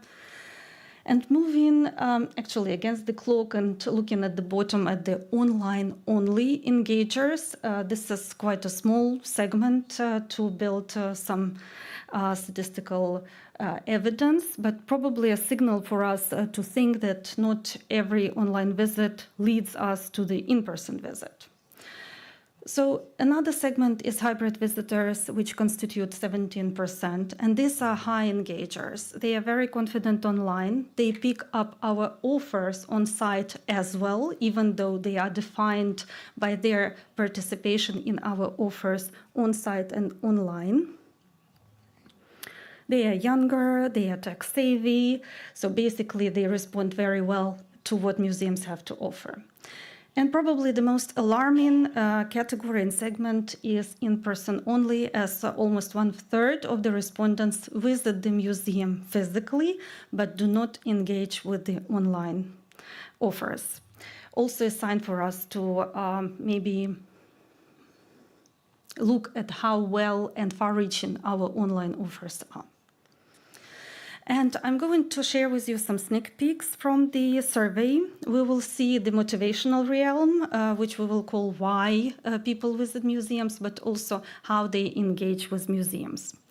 So on the left, you can see the respondents from Germany, and on the right, the Netherlands and Dutch-speaking Belgium. And we are going to stop on the three main motivations behind the in-person visit. For example, for Germany, what is common? People go to museums. I keep looking there, sorry. So people tend to visit the museums for learning reasons. They want to learn something new, they want to explore something new, so which brings us back again to the question that we touched upon in the beginning. For some people, it is important to visit a museum while they are in the area, and this is also the educational purpose, but also maybe the social one, also entertainment one. And the third top reason is learning something and having educational experience. And by the way, I'm sorry, I mixed up. The first reason was actually the social engagement, to spend time with family and friends. If we look at the results from the Netherlands and Dutch-speaking Belgium, they are a little bit different. Again, the educational aspect is leading.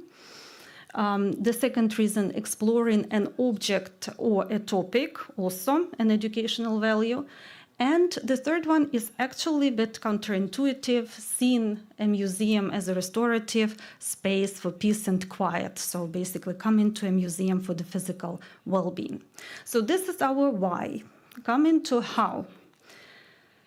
We also explored the online behaviors of our audiences. They are not tied to the museum visit, just their behaviors and habits online. So people in all countries prefer to watch a movie online, visit a museum website, listen to a podcast. So these are the formats that are most common and the formats with which people eagerly engage. So this we will need thinking about the hybrid visitor journey. Coming back to museums. Reasons for visiting museum websites. So to prepare for the museum visit, which is good, it gives us the continuity, having the information and then basically come into the museum. To explore new things, again, the educational aspect, to learn something or have educational experience. These are top reasons for going for the online engagement. And finally, as the concept of hybridity is not only online engagement versus on-site engagement, but also our pickup of digital aids as part of the physical museum visit, we also asked what aids in a museum are most preferable for the respondents. Interestingly, printed information is leading in Germany, for example, which is a bit counterintuitive because we would expect something more innovative. It's a good signal that sometimes very old-fashioned means of mediation are still very well taken by our audiences, also videos and touchscreens. So you can see that the outcomes are common for both pools of respondents. So we had more questions and more outcomes, but we distilled today some cross-cutting needs for all of the segments. So what prefer our visitors, non-visitors, online visitors, and hybrid engagers? So what unites them? And we are trying to answer why they come to the museum and what value they see in the museum. Clear meaning and learning purpose. We have seen the signals. Social connections matter. For non-visitors, they matter less. So maybe if we promote the museum as socially charged place for encounters, this could bring us to our walls. Restorative experience is also important for the visitors, having peace and quiet, engaging, having some me time maybe, and credibility as a bridge. You haven't seen it in the graphs, but people rank museums as trusted places alongside police, university, and broadcasters. So people have trust in museums. So this is our why. Coming to how visitors prefer to engage with the museums. So we can see that having media anchors across the journey is important. Again, the types of the preferred experiences are printed information, short videos, touch screens. Also, online visit can serve as a bridge to the on-site visit, as we saw from the engagement with the websites, and modular storytelling. Some snackable, bite-sized content is definitely preferred by our visitors when it comes to the engagement with the websites. So images, descriptions, and also virtual tours are preferred types of engagement. So how do we sew everything together? How do we make our visitors engage? How we bring why and how into our visitor journey? How do we make our visitor journey appealing for all of the segments? And maybe how, with the help of the designed visitor journey, we bring some people that would not go to the museum into the museum walls. Together with our partners, we developed the holistic visitor journey model, which has a lot of information in it. I will shortly describe how to work with it. Just the first point, it encompasses 4 stages, which is pre-visit, arrival, visit, and post-visit. We will start from the left. And we start with the inner circle. The inner circle represents the participation prompts, how we engage our audiences across all of the stages. So you can see that this model poses the question, do we evoke enough interest looking at the left side? So is our onboarding smooth and clear for our audience? So do they get the prompts for the reflection after the visit? We see at the bottom. And do we continue our communication with our visitors? The middle layer represents how we engage with our audiences. More importantly, how do we sustain the attention throughout the journey? And also, how do we make the visitor journey fluid and connected? For example, targeting and personalization, looking at the left side, is important, right? Because we know that there are different needs of our visitors, so we need to differentiate. Again, coming to the arrival stages, personalization, multi-layered information is important. Again, channeling the attention in the ecological and subtle way, not to overwhelm our visitors, and the connectedness of our services. So maybe our shop or cafe has this continued storytelling, and the narrative from the exhibition continues in other elements of the service design in the museum. So how do we make the journey fluid? How we sustain the attention and interest of our visitors? And the outer circle pertains to emotion. It was developed in the collaboration with John Falk. I will stop on this a little bit later. So as you can see, the emotional experience can also be an anchor for our visitors to engage with our content and services. So again, starting on the left, do we provide enough connection to the visitor's life? Are we relevant to them? So do we provide positive social experience? And we saw from the graphs that this is of importance.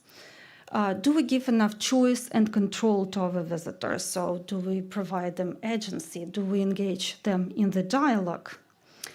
And here I've prepared an anecdotal slide for you, quoting the Paolo Sorrentino's movie Youth.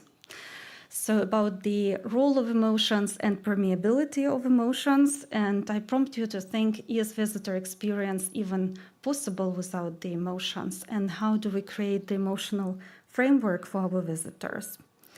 And here the study of John Falk becomes helpful, right? So I will just briefly remind you that John Falk, with whom actually on whose outcomes of the research we relied heavily in building the holistic visitor journey. So he differentiates between 4 types of well-being: personal, intellectual, social, physical.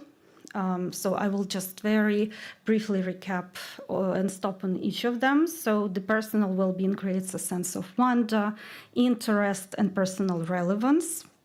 Intellectual well-being enables learning and supports ability to make better informed decisions. Social well-being, which we also saw from the graphs, is leading in the importance and perception of the value of the museum, is creating opportunities for social encounters and connections, feeling a part of the community, of the group. And physical well-being, which is about feeling safe, and considering that museums are trusted institutions, maybe we should put more effort in creating this safe and secure environment for our visitors. So this is again according to the study of John Falk. Based on the dimensions of well-being, he distilled the principles of quality museum experiences, and many of which you will again see in the holistic visitor journey model. So how do we cater to the needs of our visitors? How do we make the journey emotional? First of all, we create the connection to visitors' life to make the relevance, to evoke and spark the emotion. So we allow visitors to make the experience their own. We maximize opportunities for choice and control. Agency is of major importance because visitors are our interlocutors. We need to engage them in the dialogue. Creating opportunities for surprise and delight. Ensuring the experience feels safe and secure. Designing for social encounters and interaction. Making experience comfortable, convenient. Giving visitors, of course, the reason to return. Connecting with other experiences, and we remember about this fluidity of the visitor journey and the connection of the channels, and supporting sharing. So now, how do we sew theory and practice? So how do we create the visitor journey that supports the why people come to the museum, how they engage with the museum offers, and also the emotional framework for their quality experience. As you know, in Future Museum, we work closely with the institutions, and 2 of the good practices I brought today to you, absolutely by coincidence, they are from Belgium, both of them.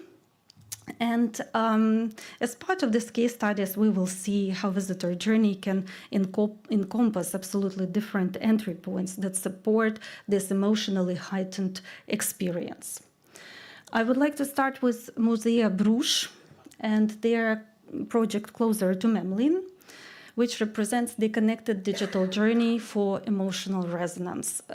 So This is an educational experience, and we can see how with the help of the digital means, the visitor journey becomes extended and also emotionally heightened. So Closer to Memlin is a threefold experience. So it encompasses different stages of the visitor journey and different ways to engage. It is dedicated to the overall Flemish painter of the 15th century, Hans Memlin, because the museum holds a significant part of his collection. And the culminating experience is called actually Closer to Memlin Experience and is located in one of the museum's locations in St. John's Hospital. So this is a touch table, and we saw from the survey that it's probably a good way for our visitors to connect with the content, with the help of which visitors can play with the motifs from the works of Hans Memlin. So they can move and shuffle things, they can change backgrounds, they can insert some elements, so they get this educational experience, which deepens their knowledge about Hans Memlin's works, but also gives them more agency. Interestingly, this experience is located in the museum's attic space. So before visitors come to this digital wall, to this digital experience, they need to go through the galleries and actually get acquainted with the works of Hans Memlin. Now that they are here, they can play with the touch screen, they can do their experiments, but not only digital element pertains to this project, there's a very heavy emotional and multisensory layer to it, as after visitors create their creations, they can just sit back and watch their works on the big screen. The environment of the place actually also echoes the motifs from the work of Hans Memlin. There's grass, stones, and even artificial sheep installed there. There's also music, which was created by the contemporary composer, but reminds of the music of the 15th century. So I hope the video will work and you'll get the feeling of it. Toen ik de ruimte binnenkwam, vond ik het ook heel speciaal en mooi en leuk en cool. Ik vond het leukste spelletje waar je het verhaaltje kon maken met de stickers en zo. Want ik vond het bijzonder dat je als je op het kleine scherm dingetjes veranderde, dat het ook op het grote scherm kwam.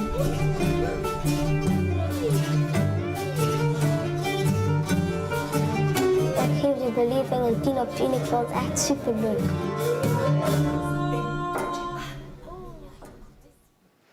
And maybe if you noticed in the beginning of the video, each single child was petting the artificial sheep, again adding to this physicality of the experience. And basically, this is an example when our attention gets channeled, so we are not overwhelmed, we can engage at our own pace. And this is how basically this Closer to Memlin experience was developed by Musea Bruges. But there's a pre-visit stage to it, and again as part of this single project. So Closer to Memlin is also an app and the chatbot and the trail. So actually at the pre-visit stage, visitors can download the app and chat with the virtual representation of Hans Memlin. As you can see on the right, there's an AI-powered chatbot, and users can ask their questions in playful way to Hans Memlin, asking how many children he had or something like that. So any questions are welcomed. And you can see that it's actually the trail, because in development of this project, Musea Bruges worked closely with the local geocaching community. And geocaching is a worldwide phenomenon when participants are looking for the GPS-supported coordinates to locate the containers throughout the city.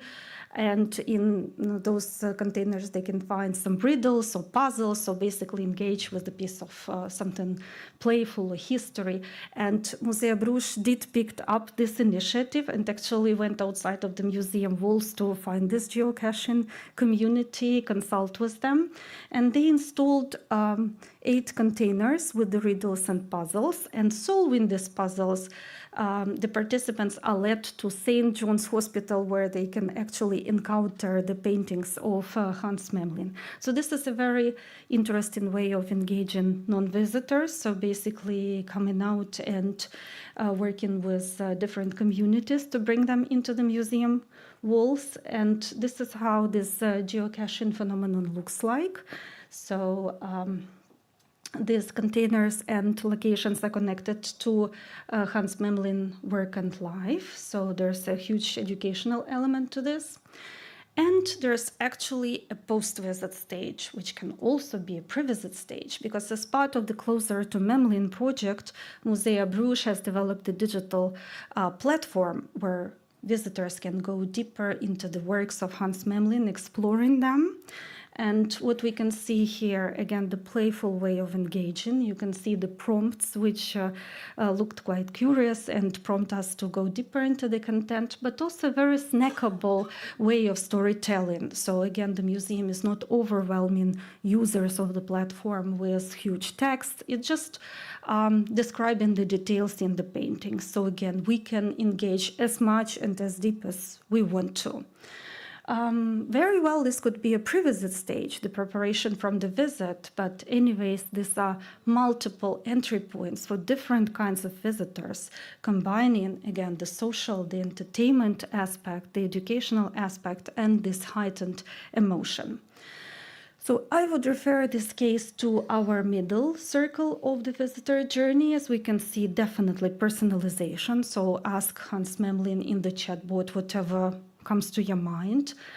Continued storytelling, because we bring this visit home, we can reflect on it, we can engage with the platform, and also multi-layered information. We can play with the screen, we can then press, we can see our creations, so it's definitely a very ecological way to guide us and channel our attention throughout the visitor journey. So an amazing case which demonstrates this educational value of museum visit and how it can cater to different needs of the visitors. And in the survey, we actually also spotted the value of museum connected to the social encounters and social experience. And the Royal Museums of Fine Arts Antwerp very well represent how the social encounters with absolutely different means, not necessarily mediated by some digital channels, can be created in the museum as part of the visitor journey. So the sensory synergy is used for the social connection and encounters. In 2022, KMSK was opened after more than 11 years of renovation, and the opening campaign was called The Finest Feeling, again reiterating the connection of art and emotions. And the concept of the museum's programming is also very well connected to emotions, so they kept this idea, this concept throughout their new endeavors that they are arranging. And one of the initiatives that the museum is organizing is KMSK Late. It's the community-oriented event. On Thursdays, the museum remains open until 10 o'clock. Anyone can come, and the programming is really vivid. You can encounter poetry readings, slow-looking art tours, or speed drawing tours, so basically to cater to any needs of the participants that are coming. Again, we know that there are a lot of visitor segments, a lot of needs. Some people come with the children, and sometimes for children it is a bit boring to be dragged through the exhibition. This sometimes happens. So KMSK had like this very creative way of engaging children. Actually, in the galleries with the museum collection, they installed 10 interventions. The objects, the physical objects created by the artist, which resemble the objects from the paintings. So kids or adults can interact with these objects, but also can try and find them in the paintings, so that the journey, the trail is exciting for every family member. My favorite endeavor by KMSK, again, creating social encounters. Maybe you've heard of it, Radio Bart Initiative. It's actually a way of mediation on site. So these are the tours organized, initiated by visually impaired guide at the KMSK. This is a long-standing employee of KMSK who was losing sight, but now he's very actively engaged on site, prompting visitors to come and have a conversation with him about art. So he asks visitors to describe some of the paintings without necessarily relying on the visual sense, maybe emotions, feelings that it evokes. And it's actually a very interesting way to engage. Again, not relying on our visual way of experiencing art. And for those who are digitally savvy, maybe for our hybrid visitors who come to the museum, who engage online and also pick up the aids in the museum, there's also a digital endeavor which is called Studio Rubens. So visitors can actually ask the question out loud. This question is converted to the text, processed, and this device answers with the voice to the visitors to any question about the paintings. Also another touch point and the activation of visitors throughout the journey that maybe also has this surprise and delight element and aspect. And many more elements of public programming at KMSK. They cater actively to this physical well-being aspect, again, seeing museums as restorative spaces for peace and quiet. So the museum is providing slow-looking tours, yoga and sound sessions, and also garden workshops. And probably KMSK can illustrate very well our outer layer of the visitor journey as the experience gets really emotionally charged. So it really has the connection to visitors' lives, right? It has positive social experience, so we encounter people. We are actually prompted to talk to people whom we don't know. It creates this very unique social connections. We have the surprise and delight. We saw the interventions elements in the exhibition. And we have, again, choice and control, which is very important, engaging as deep as we want with the museum content. So, and as we are speaking today about the hybridization of the visitor journey, if we look at it in the wider scope, presupposing the fusion of digital technologies, but also social interactions, sensory experience, it indeed has opened new avenues for thinking the audience engagement and creating this connection through emotion.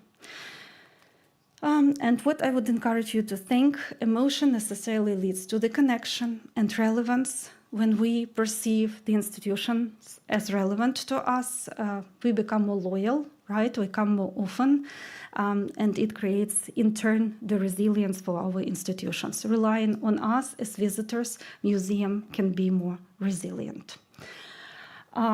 So this is the end of my presentation. Thank you very much.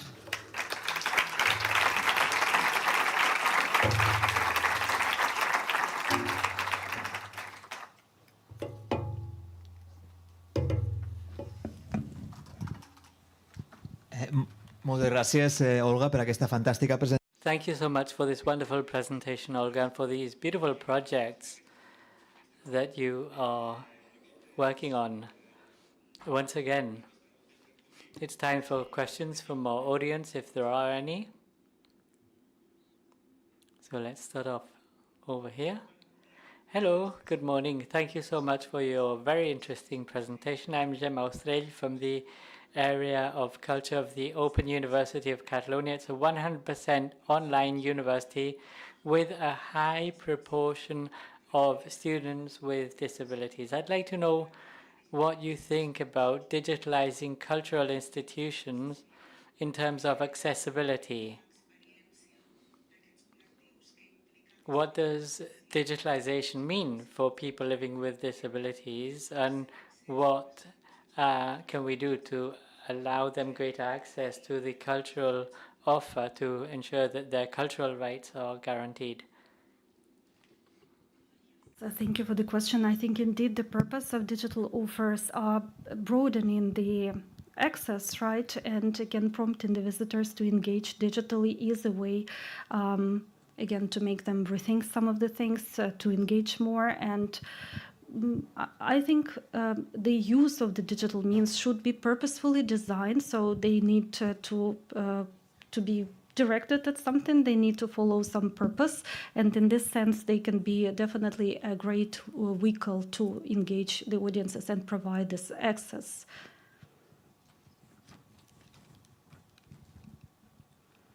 Gràcies.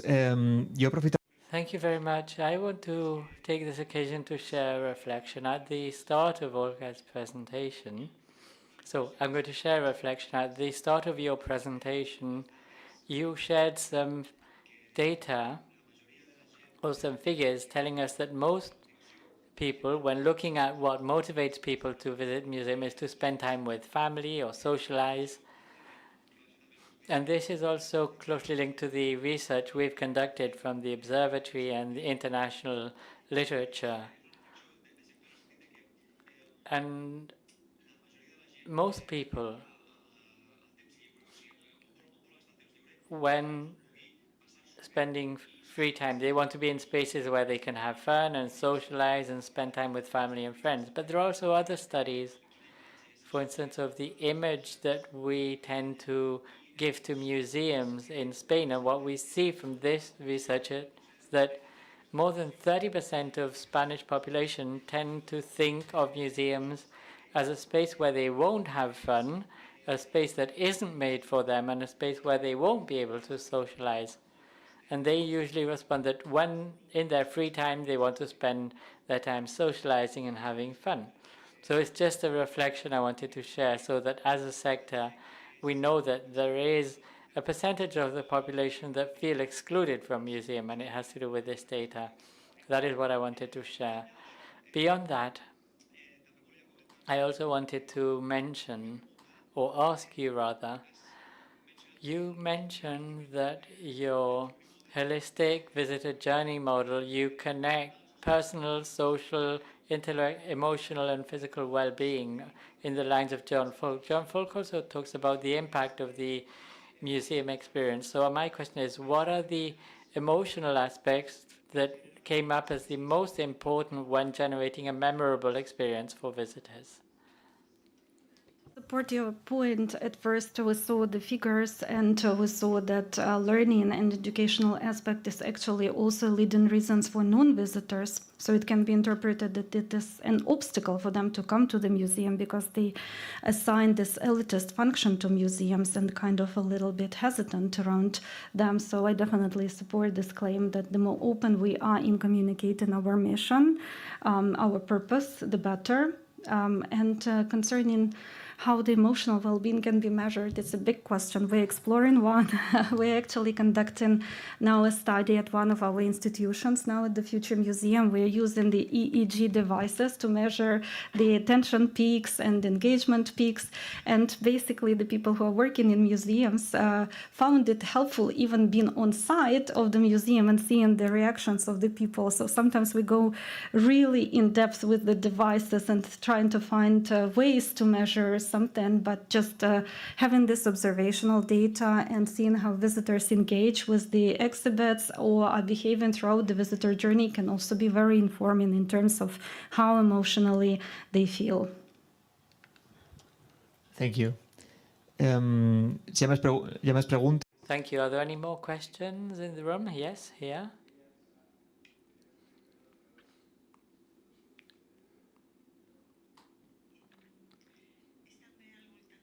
My question is also related to what Xavier was asking, the issue of education. I'll give you an example. My son, before I took him to school, I'd take him to visit museums, and he had a great time at museums. But once he started going to school, the way in which teachers told them to do things took away his desire to visit museums. Teachers told them that they had to take a notebook and a pen and draw, and it meant that he no longer enjoyed going to the museum to observe art, and now he hates going to museums. So I think there would be a connection between museums and teachers, or how do you get teachers to take school children to museums to have fun?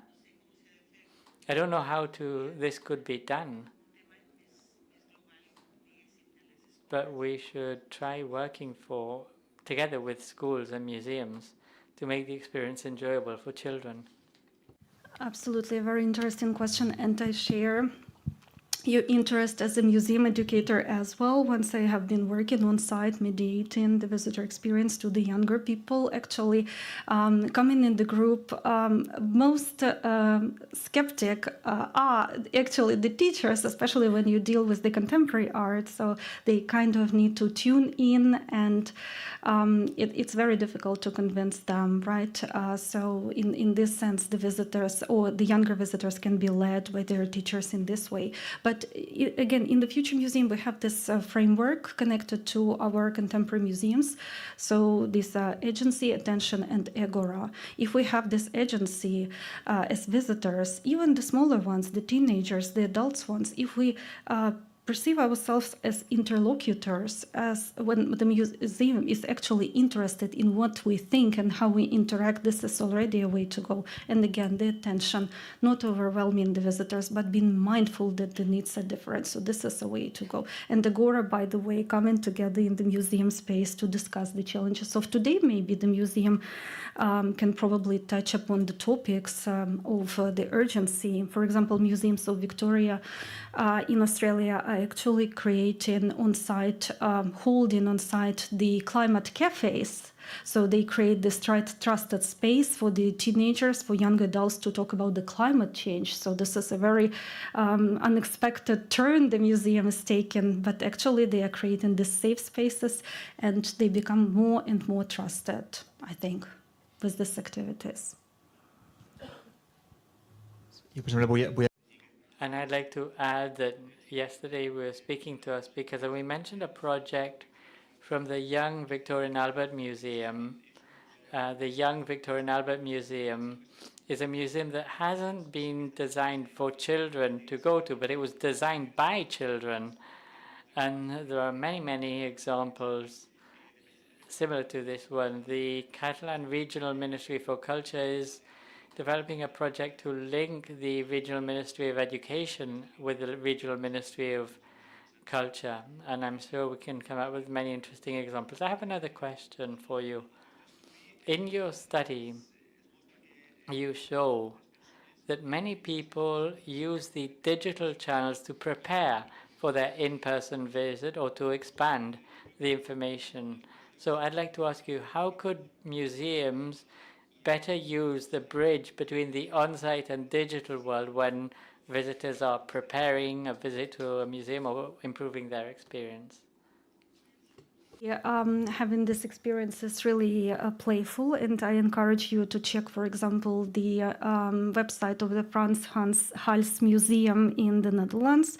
So they actually engage in a very playful way with the users of the website. At first, you need to identify yourself as an engager or some different roles you can assign to yourself, and then you can go deeper into the content of the museum. And it's done in a very playful and easy way so that we indeed get rid of this feeling of elitism connected to the museums, and we kind of perceive the museum as our counterpart. So again, reducing this distance, I think, away.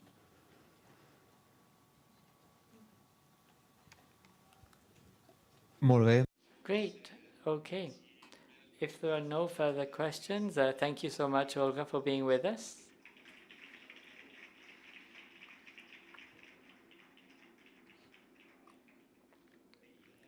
And now we have our coffee break, which will be just by the exit when you entered the premises, and at 12:25 we will be back.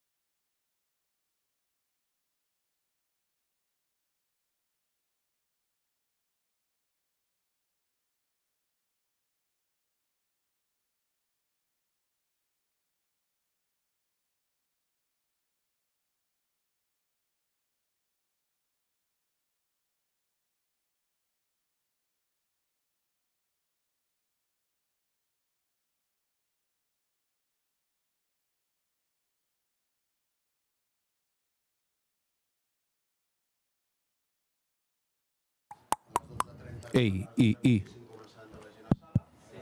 El Xavier el presentarà amb ell, llançarem la seva presentació, que ve inclosa vídeos i tal, Sí. i quan acabi la presentació sortirà ell i ja està. Vale. El punxarem amb ell.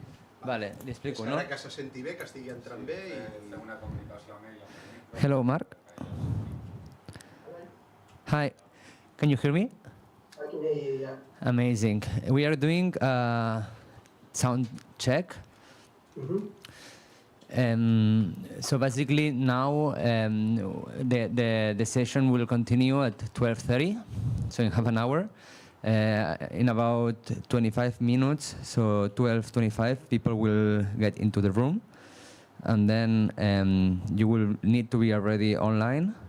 But we will do first an introduction about your profile and so on, and then we start around 12:30. So now, just can you talk a little bit so we can? Yeah, of course. Yeah, so I'm talking here from Bristol, UK. Very rainy and cold here. Don't know what it's like over there. For me, it's okay. Okay. For me, it's okay. It's good. We can hear you good. Yeah. One second, Mark. ¿Necesitas alguna cosa més? Necessito alguna cosa més per mi. Clar, perquè ho tens a veure No, és igual. Ja està, ja està. Per mi ja està bé. Sí? Vale, que li dic que es quedi... Sí, que es quedi a les 11:30, a les 11:30 seves tornem a dir. Okay, perfect. So, A veure si té un micro auricular. by any chance, do you have any other microphone? Like, correct, a microphone, like maybe you can attach to yourself or something. Do you have something else? Because we cannot hear you 100% good. Like a headset. Okay, 2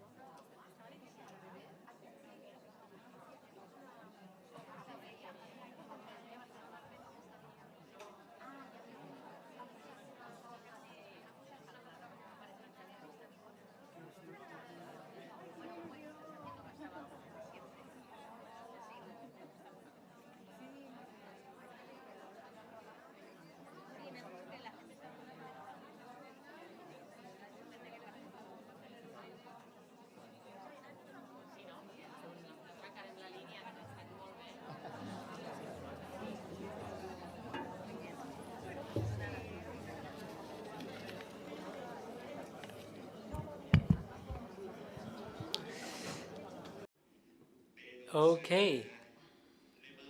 So let's try resuming the session. I hope you're able to recharge your batteries with coffee because we are up for some very interesting presentations. Now we have two case studies. The first case study is brought to us from Bristol Museums.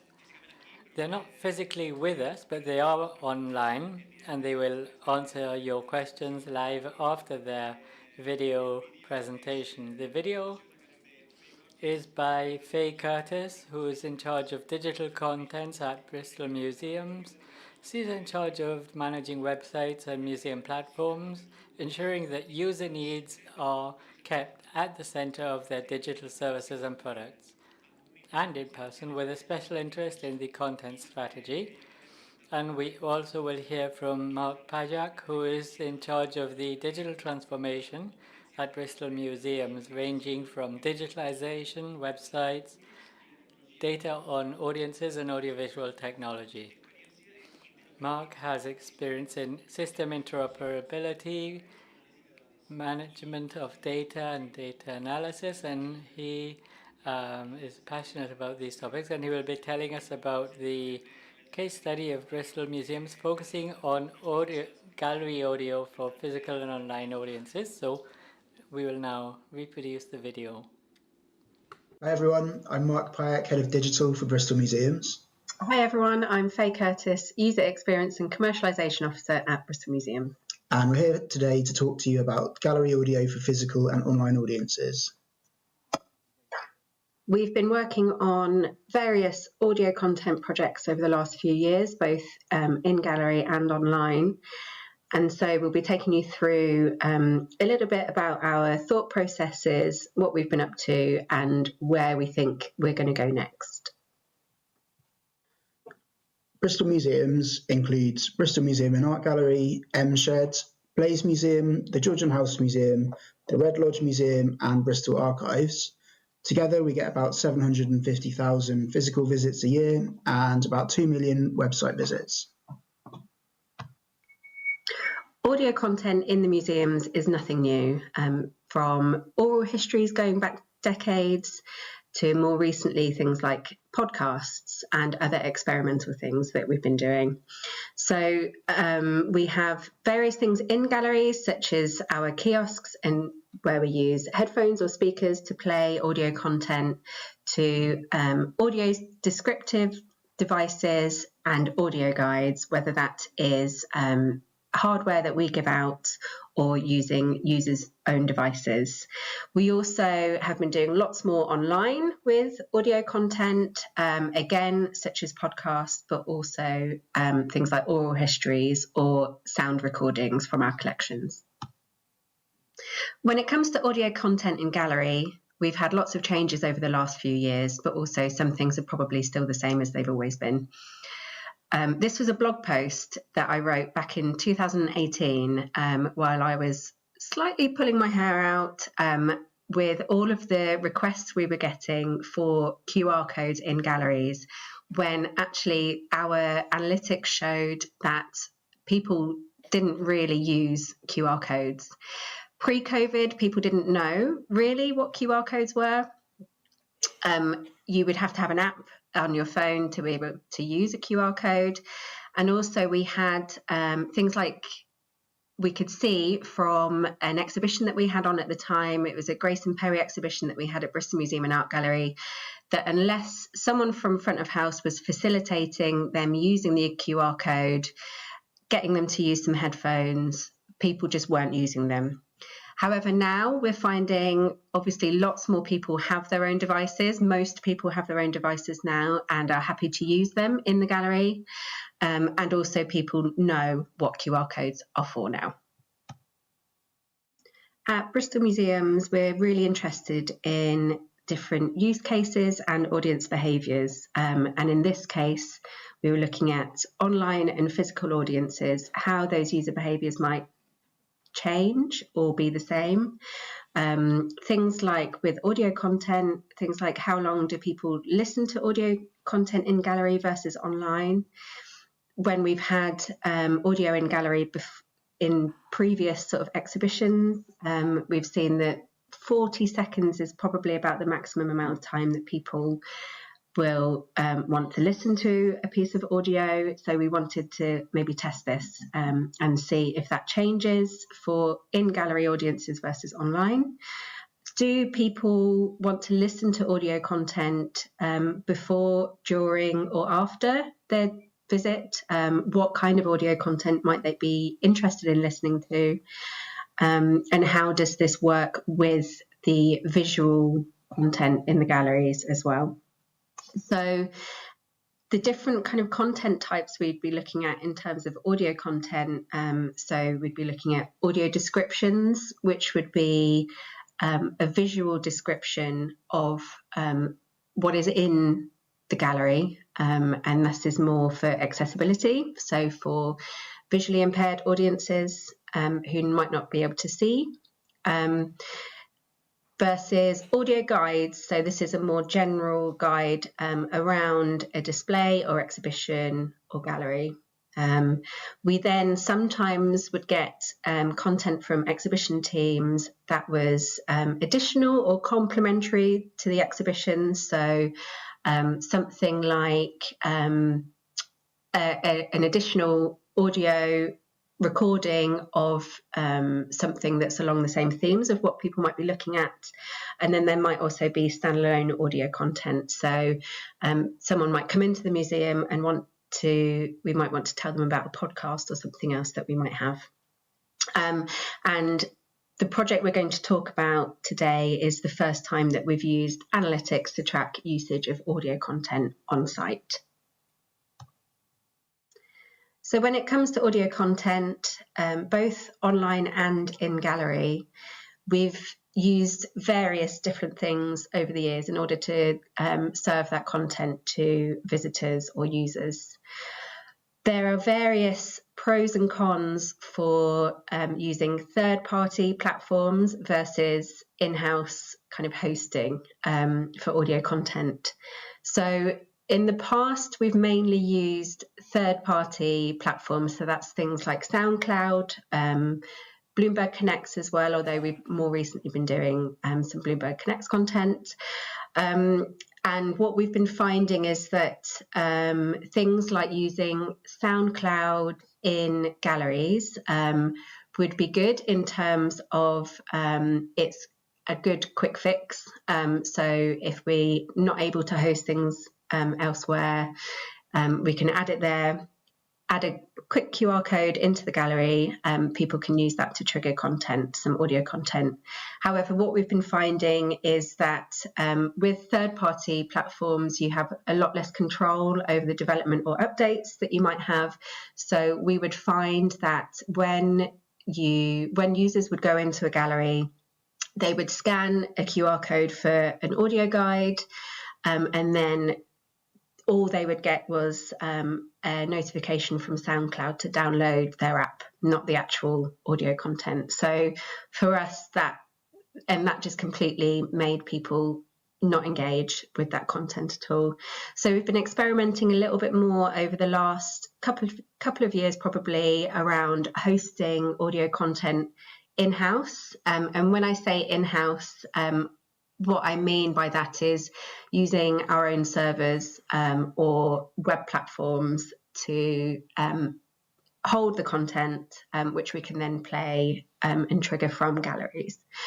And as you can see here, there's many pros and cons for each. One of the biggest limitations that we have as a local authority museum service is things like using third-party platforms to hold our content means that we need to pay these platforms, even if it's just a nominal amount. Actually getting the finances in place and the processes in place to be able to pay a subscription is actually one of the biggest hurdles that we have to come up against. So we often have to be quite resourceful around how we do this kind of thing with the limitations that we have, both in terms of finances, but also in terms of technology and the systems we have in place. So here's an example of that limitation in practice. This is our SoundCloud account that we went onto the other day. Our credit card that we use as a team had been overloaded with payments. SoundCloud couldn't take their subscription fee, so they were about to remove all of our audio content from there, which obviously we have no control over. So we often find ourselves sort of scrabbling around to try and fix things like this, but also from a user point of view, all SoundCloud does is prompt them to download the app. So it's not great from either way. So we had to find other solutions. As a small team in a medium-sized organisation, we have to be careful with our time, resources, budget, as lots of you, I'm sure, are as well. We are big advocates of the create once, publish everywhere approach. And we're trying to bring this into more and more of what we do every day, especially in terms of our digital content. So if we can create one piece of content and then publish it in various places, it will mean that we can track things easier, we can reach more people, we can have more control over the look and feel and design of things. And also we can keep things much more up to date. Each year we take part in an action research project called Let's Get Real. Last year we focused on audio and how it's accessed in galleries, and we used it as an opportunity to start measuring how users in galleries are accessing that material. As I'm sure many of you do, we use Google Analytics to record website users and visits and engagement across our digital landscape. And more recently, as it's turned to Google Analytics GA4, it's been a bit harder for us to understand some of these changes and to use that platform. What we found a bit easier is to connect it to Looker Studio, which used to be called Google Data Studio. And this is an example of a Looker Studio dashboard that in an interactive way allows us to explore how users are visiting our various websites. On the right, you can see the different domains we've got. So bristolmuseums.org.uk, as well as the shop, our online collections, our online exhibitions and online archives. The graph is showing views over time, and this is interactive, so we can filter it by date or by keyword in the page URL. So this is quite a nice way that we use to explore activity over time and the effects of various marketing campaigns and how popular our exhibits are. In addition to recording website visits and engagement with our web pages, Google Analytics also records a whole bunch of different, what it calls events. And you can see on the right-hand side a drop-down list from one of our dashboards showing the various events that Google Analytics is recording. So it shows page views, engagement, but it also shows things like scrolling, clicking, viewing things, and at the bottom you can see audio progress.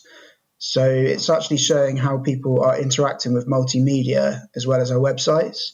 And when we're using websites to host content for in-gallery purposes, Google Analytics is also recording this. So this is quite a good chance for us to try and understand user behavior in galleries. So part of what we wanted to do is to explore this. We added some more event interactions to Google Analytics to track just how much people are playing the audio content. We worked with a digital agency called One Further to fine-tune GA4. So as well as us understanding when people are playing files, we can track when people get to 10%, 20%, 30, 40, 50, all the way to 100% of the audio file. And we thought this would be a good way to understand how effective the audio in gallery is. Here is a screenshot from GA4 showing those audio events being tracked. You've got a list of our audio tracks, which is the audio descriptions of our wildlife photographer exhibition. And the table is showing the percentage that people have listened to the track for. So starting with 10%, people only listen to 1/10 of a track, right the way through to 100%.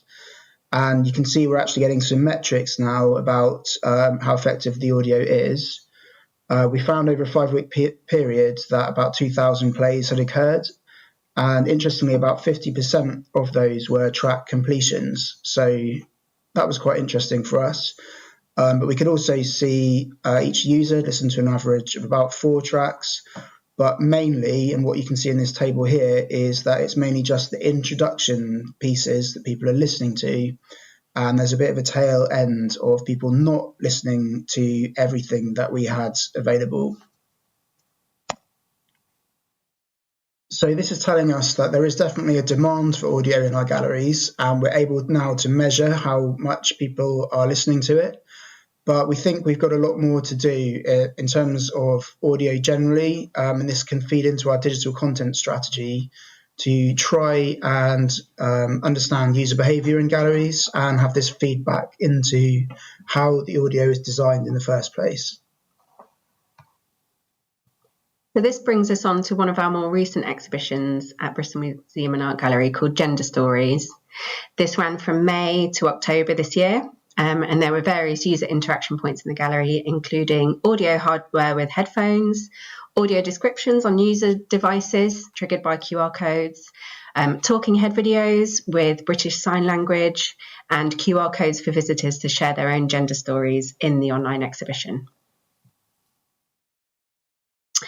We hosted audio content in a few different places to see if we could measure user behaviour with each. The audio description QR codes went to audio files hosted on our website, which auto-played, and we also embedded the audio descriptions into the website What's On page. We had a good amount of plays, which we can see in the analytics that you can see here. However, we couldn't differentiate between whether these were plays in the gallery or off-site from the What's On page, which is something we'd like to explore more to see if we can differentiate next time. We also uploaded the audio descriptions into the exhibition page in our Bloomberg Connects digital guide. However, as these weren't linked to in the gallery, the plays on these were minimal. So next time we probably won't upload audio descriptions to here unless they're triggered from in the gallery or have some sort of facilitation from our front of house team to prompt visitors to go there.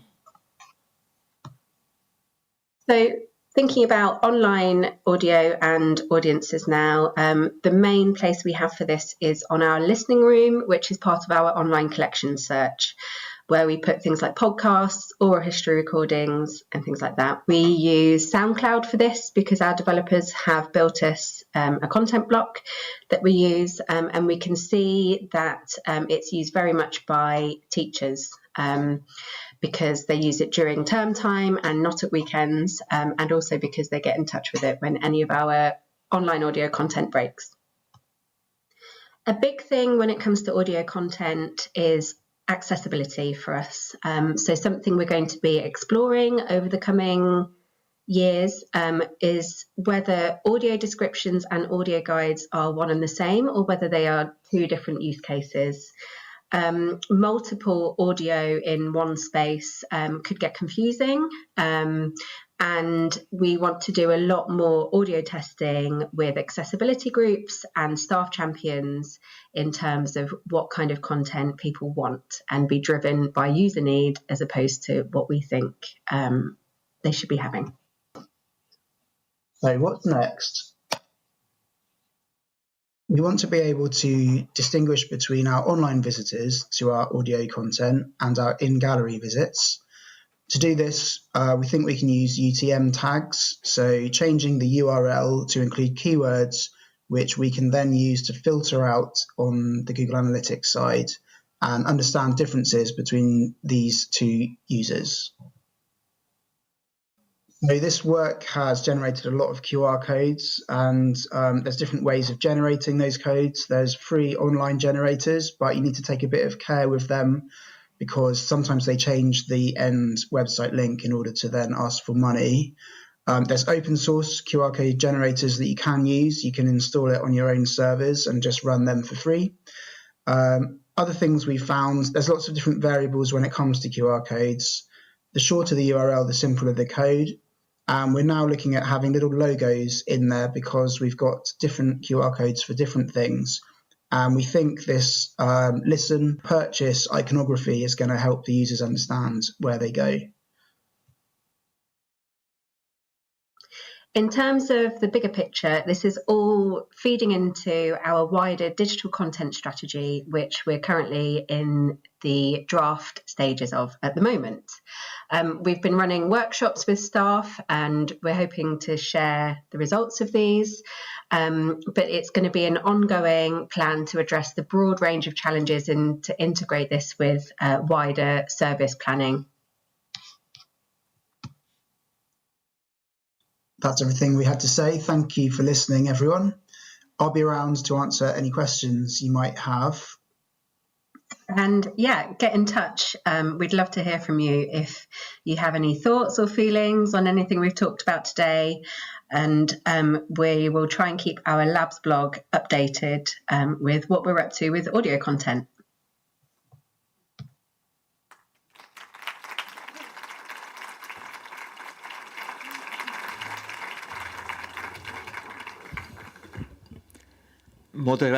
Thank you very much, Mark and Faye. Faye is not here with us. Mark, thank you for your fantastic presentation, and thank you for being here to answer our audience questions.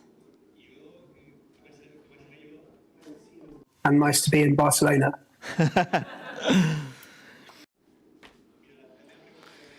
My first question has to do with internal organization. Is something that has already come up earlier today. I imagine that in order to carry out all the changes and the studies you're doing, you need to implement some sort of a strategy with the rest of the team in order to foster a better communication and cooperation and to overcome some organizational hurdles. I don't know if you could tell us a little bit more about that. Yes, that's a really good question. And it is part of our ongoing content strategy, is that communications piece between the digital team and the rest of the teams at Bristol Museums. So the digital team, we support technology across the whole of the museum's sites, several different teams from collections to exhibitions, programming, marketing. And you're definitely right. When we're working with the fine-tuning of the technology, it is quite hard sometimes to get those concepts across. And so it's about that kind of soft systems approach of we run workshops with staff so that they can test out new technology. So rather than just writing up a content strategy as a document, we make sure that we're much more personal. So we try and attend team meetings. When an exhibition is in development, there'll be a kickoff meeting, and we'll try and make sure that one of our teams is there at that kickoff meeting, so that when people start talking about audio or QR codes, that's where we as a team can say, well, we'd like to test something out here because we don't know the answer. So that, yeah, it's not an easy answer to that question, but it's about trying out different approaches when you're working with lots of different teams. Muchas gracias. Thank you. We have time for some other questions, if we have questions from our audience. Good morning. I have a question concerning QR code use. You mentioned that after COVID, QR codes started to be used a lot more. Two questions. Now, are people using QR codes as much as after COVID time? So we have a sustained use of QR codes, because you said that you could not differentiate between the use of QR codes within the gallery and outside the gallery. Do you have data concerning segmentation by age, concerning the use of QR codes? This is older people use QR codes less than younger people? Yeah, so to answer the first question, QR code use is much more sustained after COVID. As Faye explained, people just learn what they do. They learn how to access services. I mean, during COVID, it was all about track and trace in the UK or ordering food at a bar, for example. So people learn that a QR code gets you some kind of service, satisfies a user need. And that hasn't gone away. People understand that a QR code does something.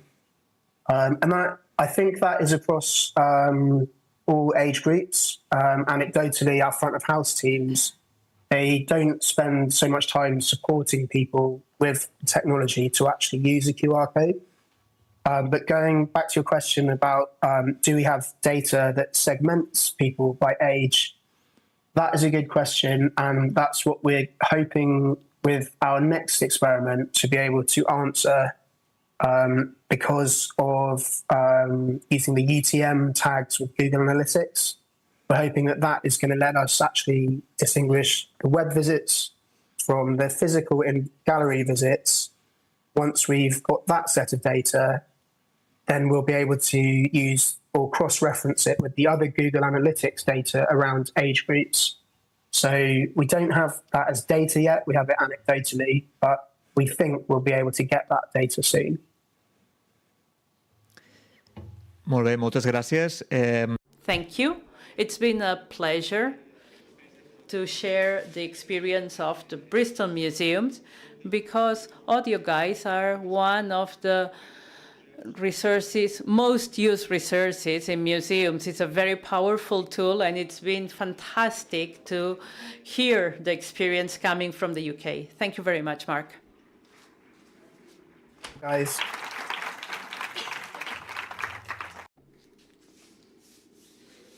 And now let's move on to the next case study before the round table. It is a pleasure to introduce Rick Springer.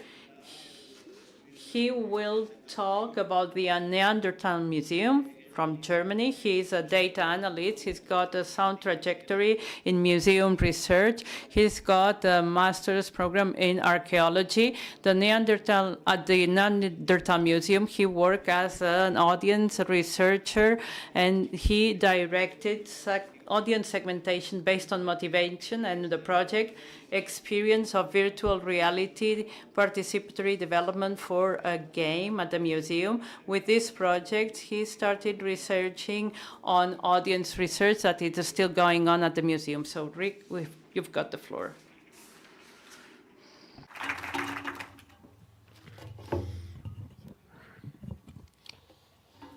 Bon dia. Thank you for having me. I'm really excited to be here and really excited for the invitation to present the project that I led for the Neanderthal Museum in 2022 to 2023, digital audience analysis, segmentation based on motivation.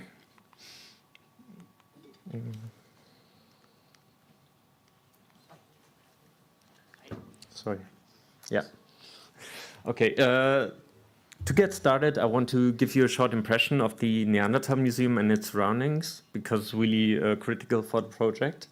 So it's not just the Neanderthal Museum, but there's actually more offers in the Neander Valley. So the museum is situated in a valley flanked by rock formations, and there's hiking trails and biking trails. There's a lookout point where there used to be the discovery site of the first identified Neanderthal. There's a Stone Age themed playground, and there is Ice Age game reserves along the hiking trails. So people can actually not only visit the museum, but also there's other offers in the Neanderthal Valley.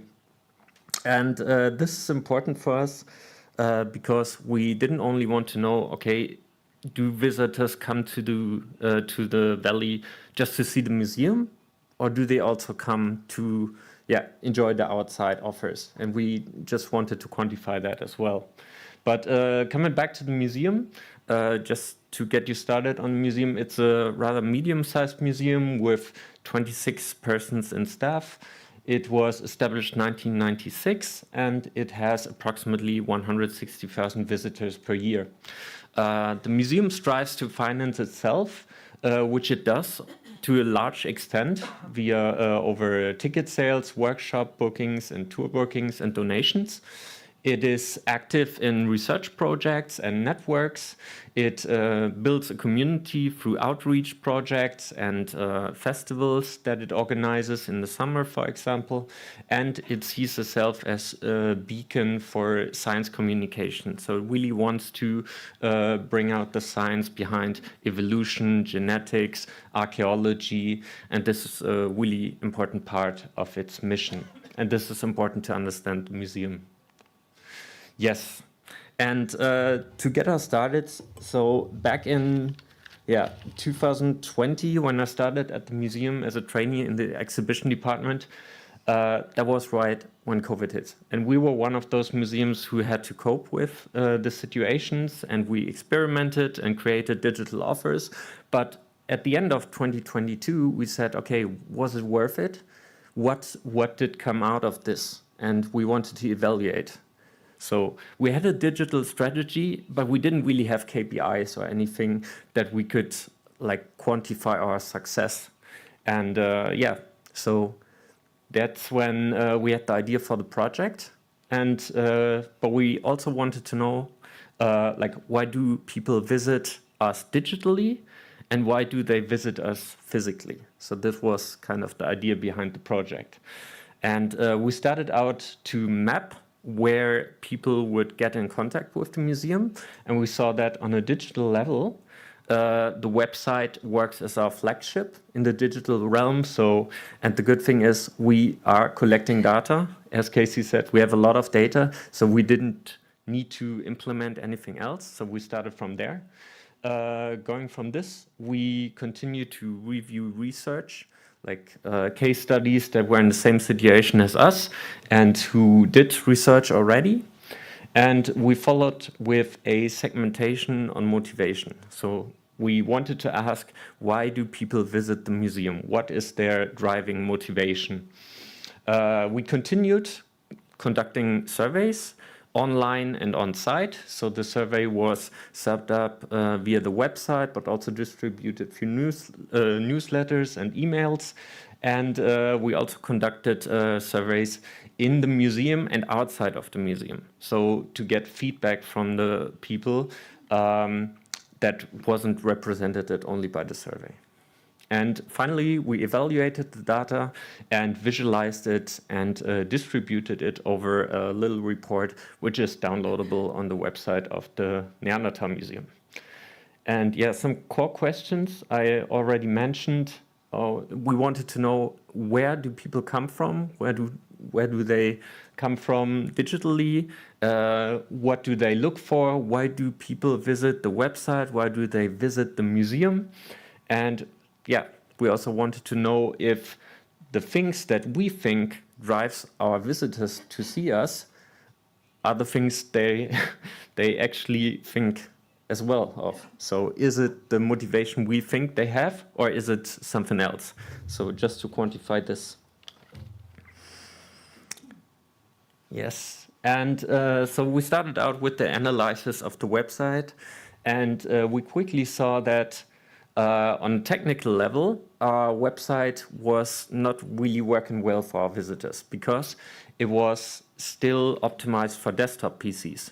But we quickly saw that 60% of our visitors reached us through mobile devices, and it was really a pain to navigate like on a little screen to the subpages. So this was a thing that we realized first thing.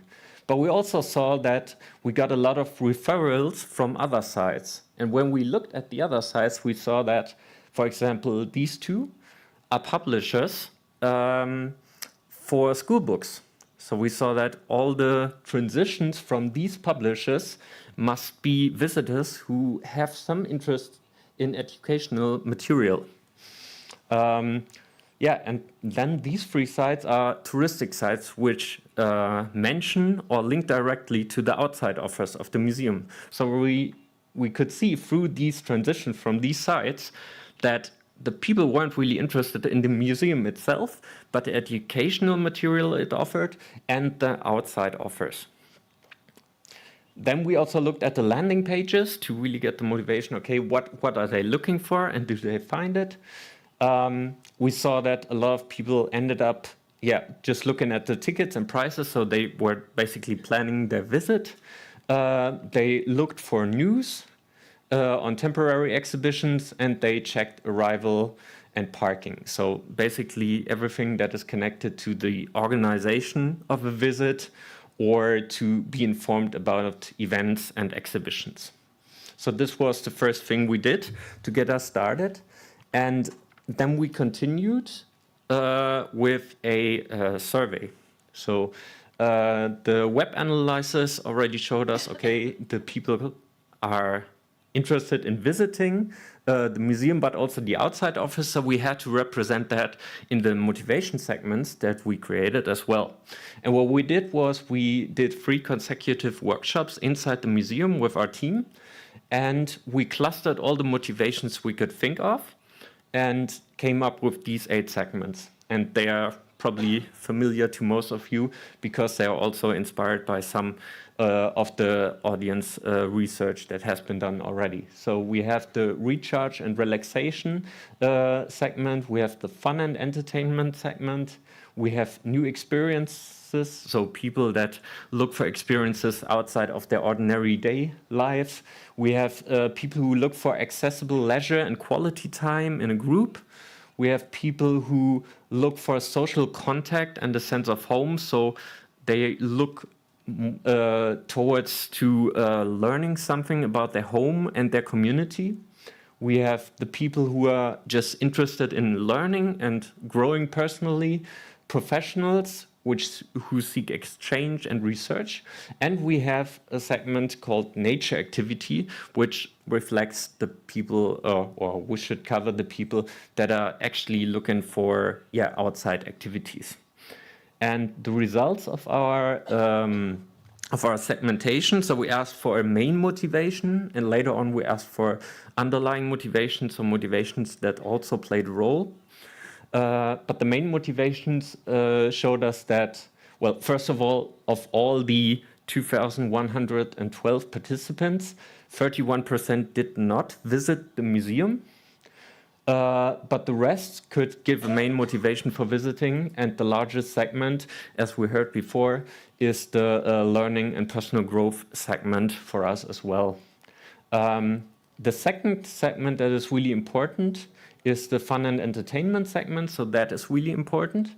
And we have a third, the nature. So this is a little confusing by the colors, but this is actually the nature activity segment. So these are the 3 segments that are, after the survey, the most relevant to our museum.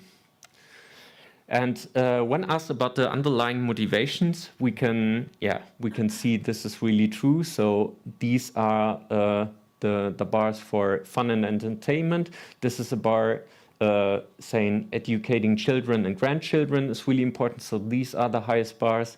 Then we have an exciting trip for everybody and ensuring everybody has a good time. So this is also like a social motivation, which we also saw. So the social motivation, the learning motivation is really important, but also, again, the time spending outside in the valley and combining a trip to nature with education as well.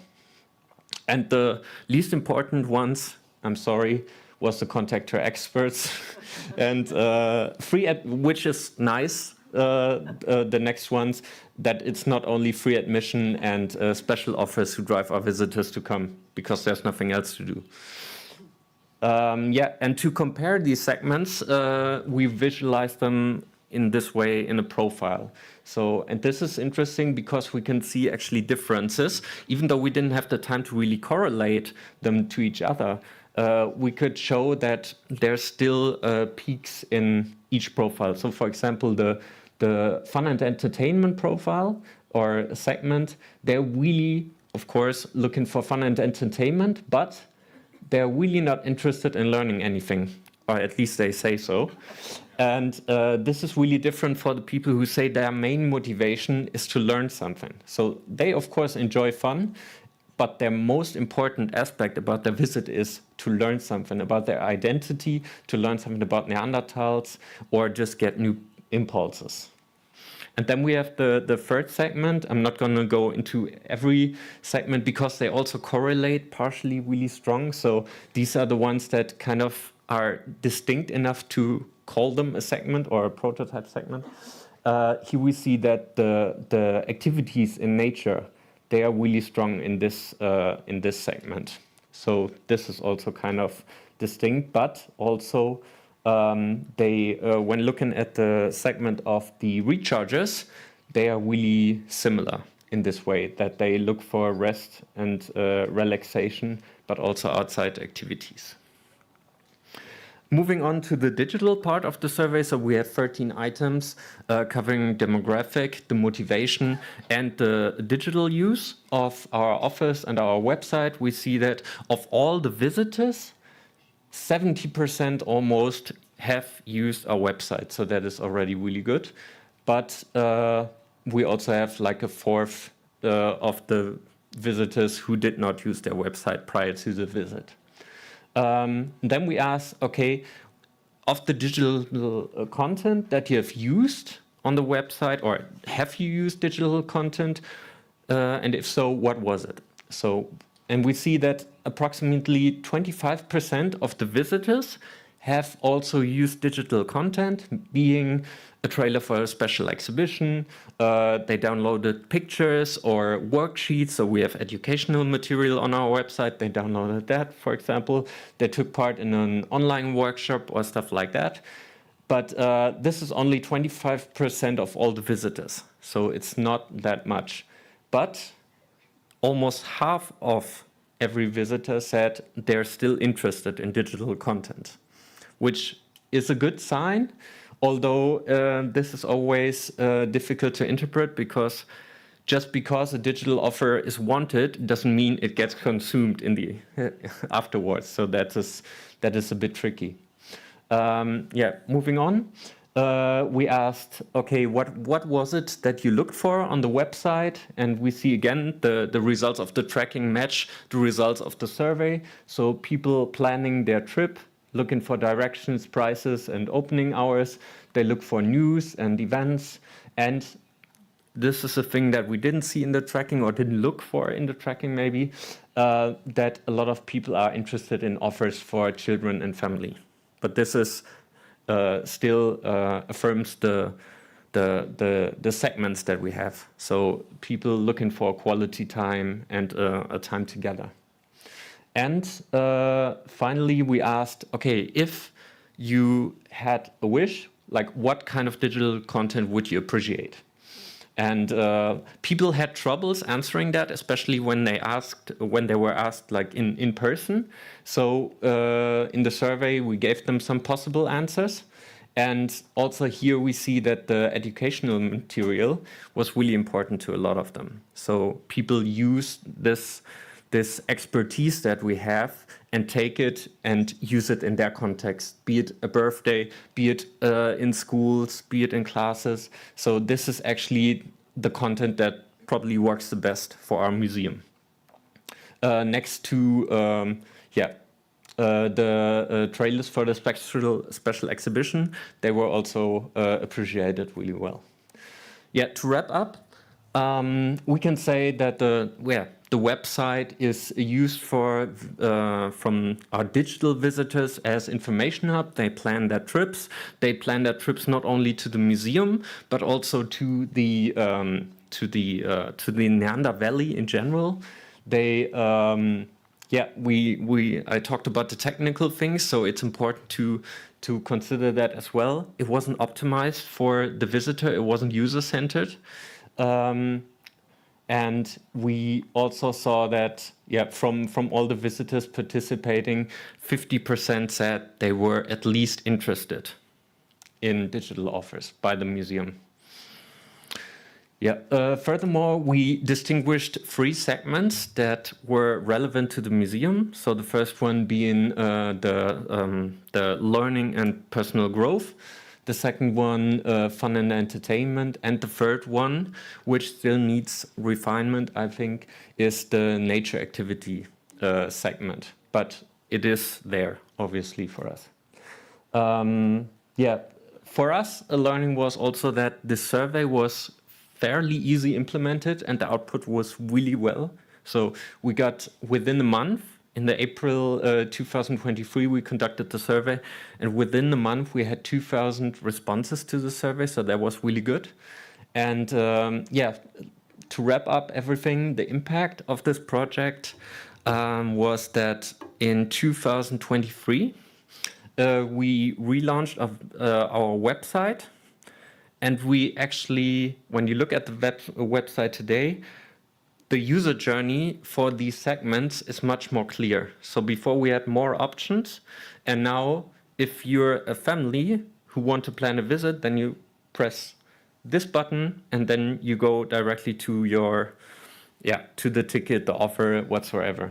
If you need information on the outdoors offer, that's another button. And if you plan to, if you're a teacher or if you need information for classes, that's another thing. And it's all mobile first, so it's more user friendly than it has been before. And the motivations are still being used. So right now there's a redesign of the valley happening, kind of. So they want to offer more things outside of the museum. And therefore, these segments always play a role when, doing the concepts for these new exhibits and offers. And that was my part for the Neanderthal. Thank you.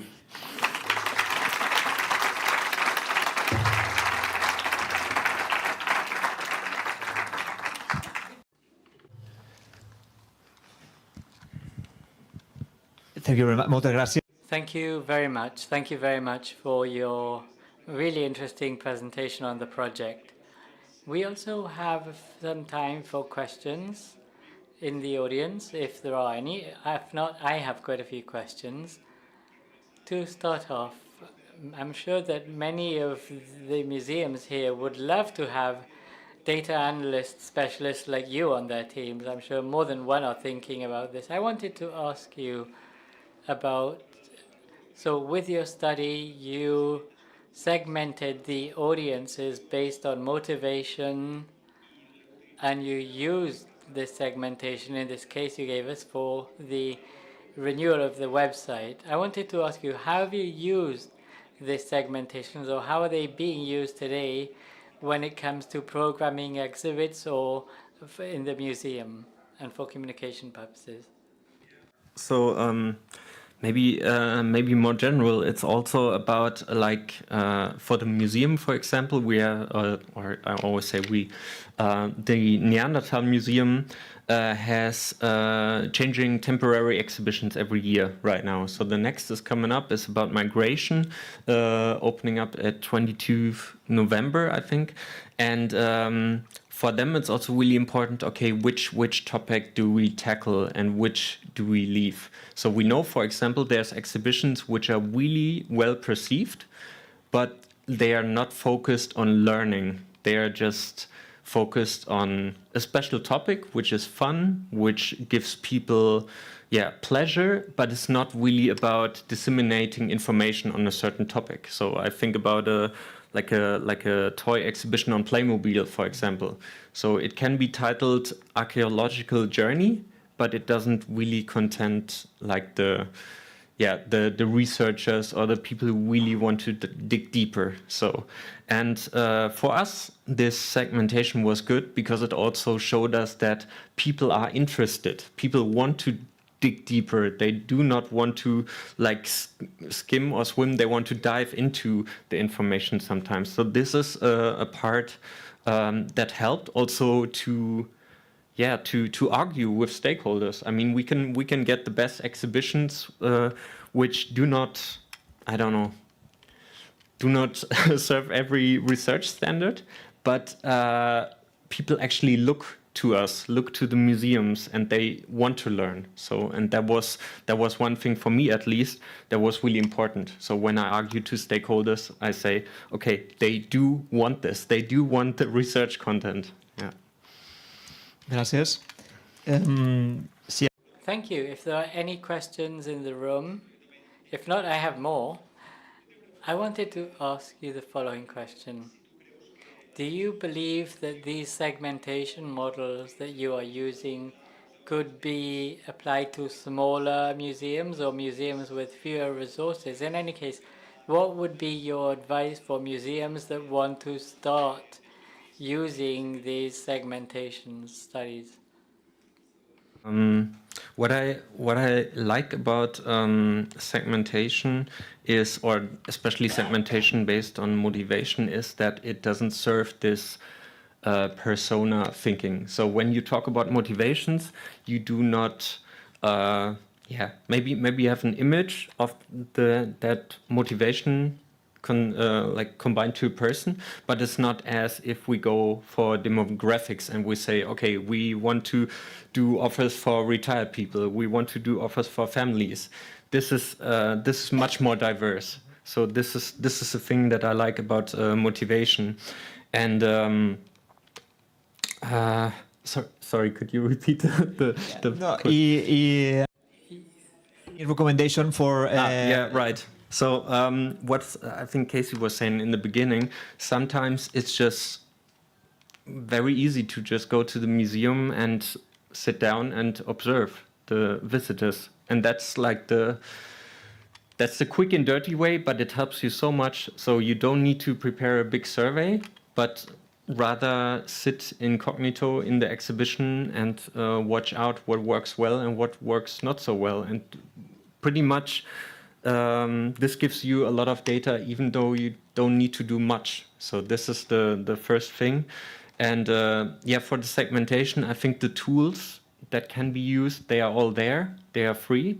So you don't need to do, or you don't need to use Google Forms. You can also use other free tools like Matomo, for example, which is also able, like you can use Matomo on your own servers. So you don't need to fear, because we didn't tackle that topic of data governance and security, but you store the data on your servers, which can also be important.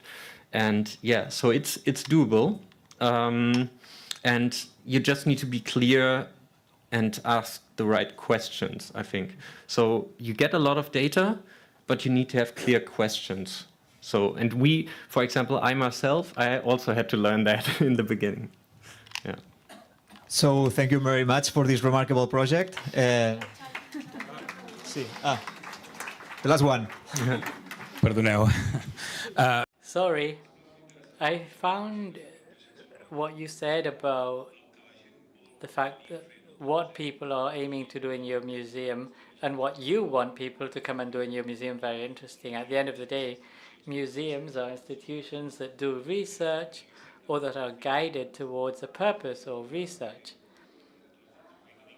And we like having researchers to come. We have a garden or outdoor space, but we want them to come to learn about Neanderthal. So what is the ideal mix between one profile and the other? Technically speaking, in the museum, who thought about this, and how did you come to take a decision on the perfect mix of visitors? Thank you for the question. We worked that out together. Like I said, we had these workshops, and I, for my part, found it really important to have everybody on board. On first point, because the swarm knowledge kind of the people that have been working there for 20 years, they know their visitors, or they know a lot about them. That's why it's prototype segments, right? Because they need refinement still. But it was also important to get the directors and the board on board, and to also show them, okay, if you have these segments, this is how you can use them. So if you want to create new offers in the Neanderthal Valley, okay, so which types of people do I want to target and how can I motivate them? So, and this was this was a good thing, I think, and helped me to communicate and argue that the program is worth it, I'd say. Yeah. Fantastic. Thank you very much. Thank you.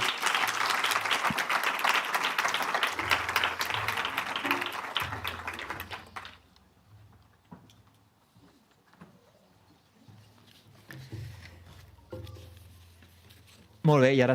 Okay, so next we move on to the last part of the session, a roundtable with the speakers. I'd kindly ask you to join me on stage. It's a roundtable to have an open discussion among participants and the audience. Whoever wants to intervene to converse about the experiences we had this morning. For that, we will have Casey Scott-Songin with us, who we already introduced, Olga Kocheruk, Rick Springer, and we also joining us will be Ima Palomar, who is the person in charge of digital media at the Contemporary Art Museum of Barcelona, where they combine strategy for digital means, and who Concha Rodà, who's worked for several cultural institutions and has a pathway linked to communication, digital innovation. Also, Elena Villaspesa, the person in charge of customer experience at the Thyssen-Bornemisza Museum in Madrid. Her professional pathway includes digital analysis at the Tate, the Metropolitan Museum, or Washington. She has a doctorate by the School of Museum Studies of Leicester University and has worked as a professor at Pratt Institute. And moderating this table will be Concha Rodà, who you all know. Let me introduce her. She is the co-director of the International Museum and Digital Strategy Congress. She has 2 university masters. She was the co-director of the specialization course on digitalization for cultural institutions at the Universitat Oberta de Catalunya. And she's also been the strategy, innovation, and digital transformation manager at the MNAC, head for projects at the Picasso Museum, and head of communication at the Barcelona Institute of Culture. So thank you very much, and we can now proceed. Moltes gràcies. Thank you very much, and welcome to you all to this roundtable. I will be speaking in Catalan, but since we have simultaneous interpretation into English and Spanish, I hope there's no problem. Okay, so the wonderful presentations we had, and in the Q&A sessions we've heard of many topics. We will try bringing up some new topics or delving into some of the things that have already been mentioned. Not everyone has to answer all of the questions, and we'll see how the conversation flows. So, in recent years, we all know that museums have experienced a deep transformation in the way in which they interact with their audiences. Visitors, users have gained a central place in museums, and we're not talking about a single audience, but a range of audiences that are very diverse. Also, the digital space, which maybe before seemed like an add-on or secondary element, has been gaining momentum and gaining protagonism, and it has become a space for interaction, creation, learning, and experiences in museum. For many years I've been working in the industry, and now we do not have to preach on how important the digital strategy is and we've in a hybrid environment where we do hybrid working, hybrid meetings, hybrid learning, hybrid programs, hybrid analytics, and we are all hybrid audiences. One of the challenges museums faced many years ago was how to measure and incorporate data on their online visitors, websites, networks, apps.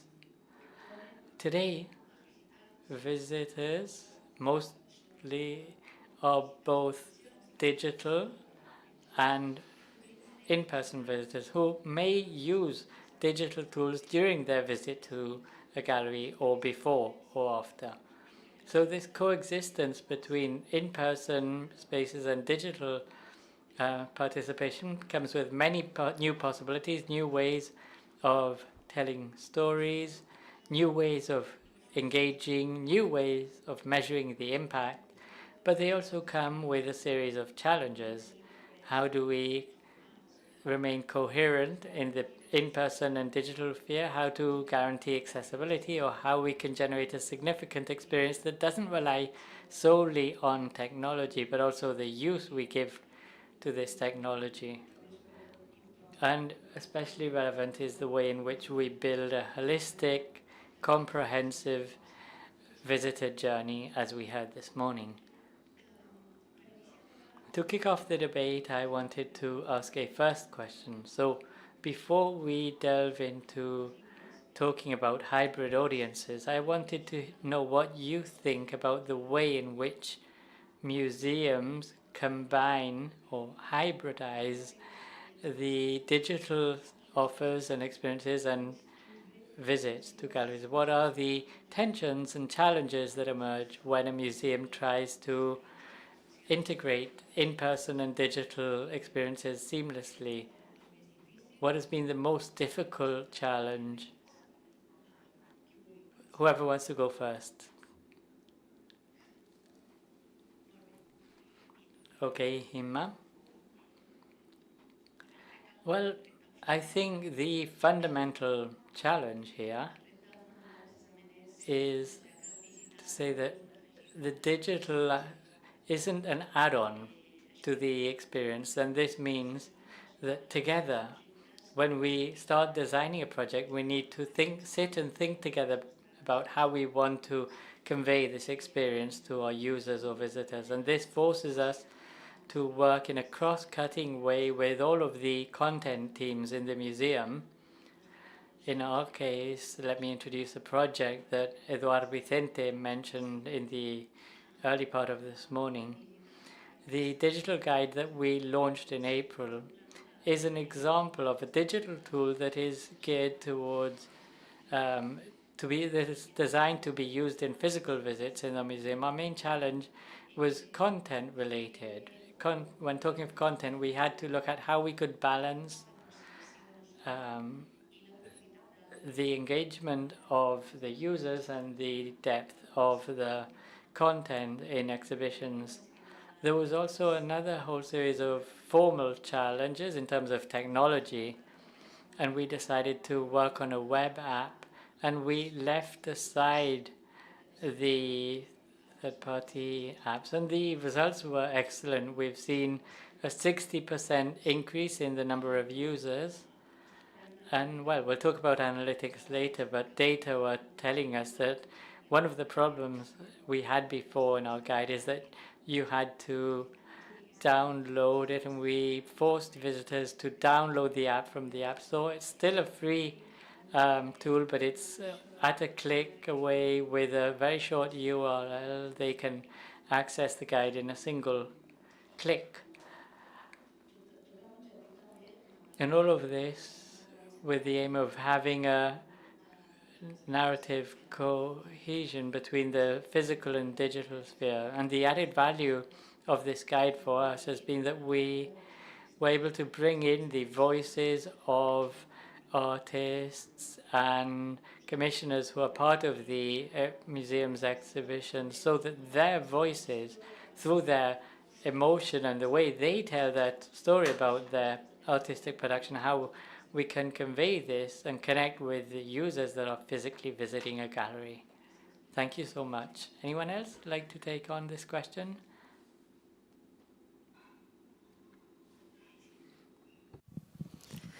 Yeah, I completely agree that a lot of this is down to content.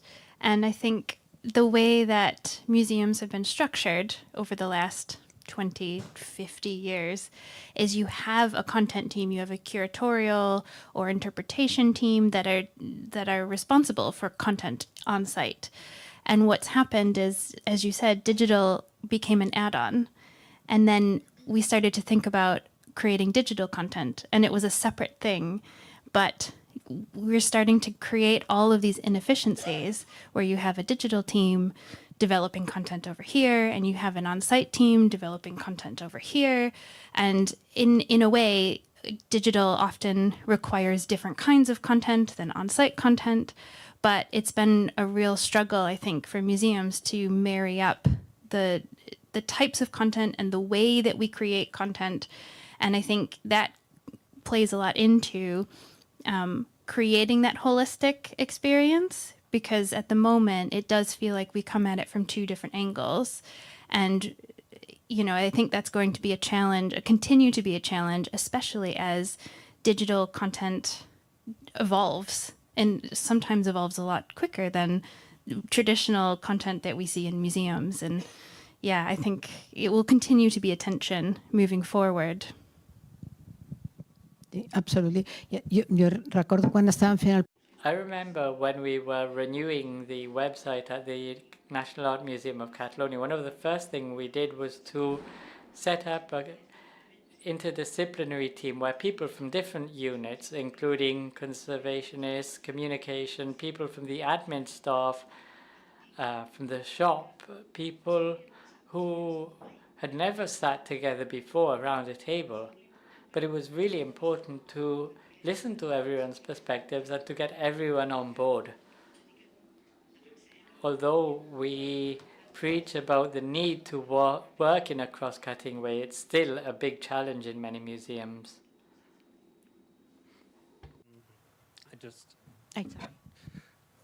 Okay, thanks. I just remember in 2022 I was able to visit the Technopolis in Belgium, which is a really great science center, and I was there and was also to learn about their digital offers and how they interact with their audience. And I was really struck that they were able to develop an own platform to host streams to show science shows. And I was really surprised, but also they said, okay, it took a few times, like the first times the stream would crash even, but they improved over and over. So one of the things that we have to accept is, I think, that we always fail forward, and that we, like, if we want to embrace the digital sphere also as a museum, then we have to accept that not everything is going to work the way we want it in the first place, but also that it takes time. And yeah, so I'm sure in the next couple of years there will be a lot happening, and we continue to be more professional about the content and the combination of both. Yes. Thank you. Yo estoy totalmente de acuerdo respecto. I fully agree with respect to what you mentioned, the challenges we face in internal processes, content production. I wanted to bring in another barrier, and that is how we present all of this digital content to visitors who are in the museum on site. We have contents on the web, we have free Wi-Fi access, we have the activity calendar which you can access on a QR code, we have interactive exhibitions. So we need to make sure what we offer is coherent and not to give the image that we have a different set of products for the digital and the in-person. Now we are reviewing the signposting in the Tyson Museum, and we've seen how many QR codes we have for visitors and that give access to different contents, but we have no hierarchy.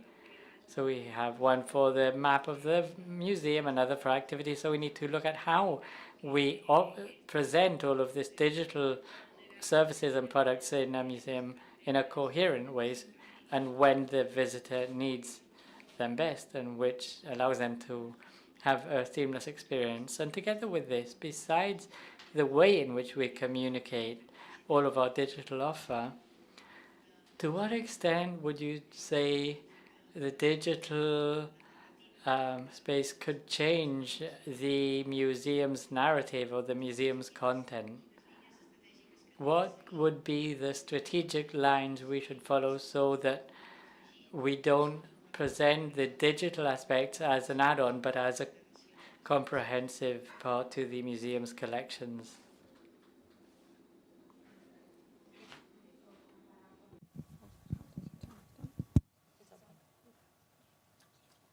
From Belgium this time.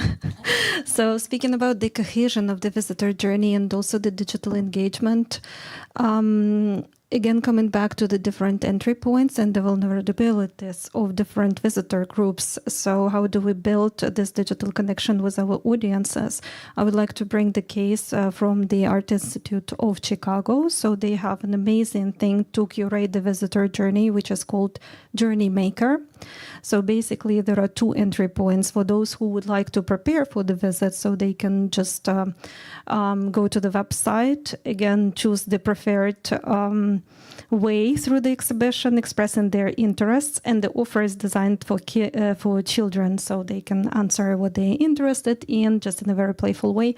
But then for those who do not necessarily prepare for the visit, you can do the same on site. So they have the special gallery where you can engage with this digital platform, again, expressing your interest, and then actually print out the map with which you can go through the museum content in a very selective way. So again, you are not becoming overwhelmed with the amount of the content. And again, this combination of offers for visitors with kids and just adults. So you kind of engage in a meaningful way without being overwhelmed. So this is how the digital engagement kind of affects our experiences on site in a very meaningful way, I would say. Thank you. Algú més?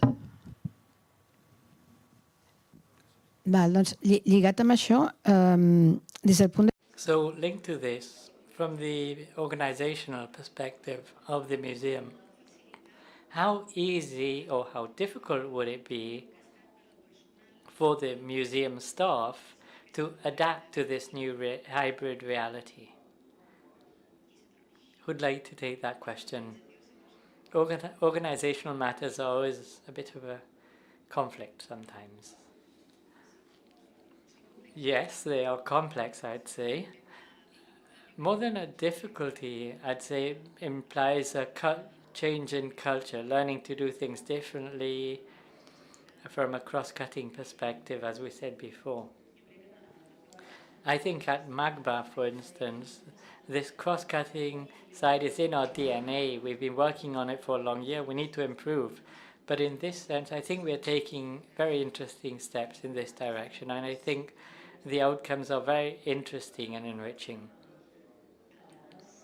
Sometimes digital projects come from the digital media team, but sometimes not. Sometimes they come from the content teams. And it's all down to this dialogue to find the digital tool, using the different tools, looking at how we can convey and put this idea into the digital strategy. So I'd just like to give you a couple of examples from MAGBA. One point is, when looking at how we can use the digital tool in our exhibit galleries, at the end of this month we'll be opening an exhibition to celebrate 30 years of MAGBA, and within the gallery we'll have 2 screens that will be fed directly by our website. In one case it will be a touch screen where you can explore the contents of MAGBA's podcasting platform, and there you will be able to go back through years of interviews with artists. And in the other case, you can watch videos of the museum's historical archives. This is a request that came from the exhibitions team to bring this into the gallery. In other cases, there are proposals coming from the digital space, such as collectibles. This was a project that we conceived of during the confinement, the lockdown during COVID-19. It was a project that emerged to try and give our users an art capsule during the days we were under lockdown, and it evolved and is now been turned into a weekly set of information on a piece of work, an artist or a group of artists. It's a wonderful way to share the archives of the museum. We have around 6,000 pieces of art in our archives, and we can make them known to our audience. I recall from working in the Neanderthal Museum when we had a project called the Virtual Ice Age Experience. It was about creating a game, but user-centered. But we also had a workshop, or the initiating workshop was conducted with the whole team and users together.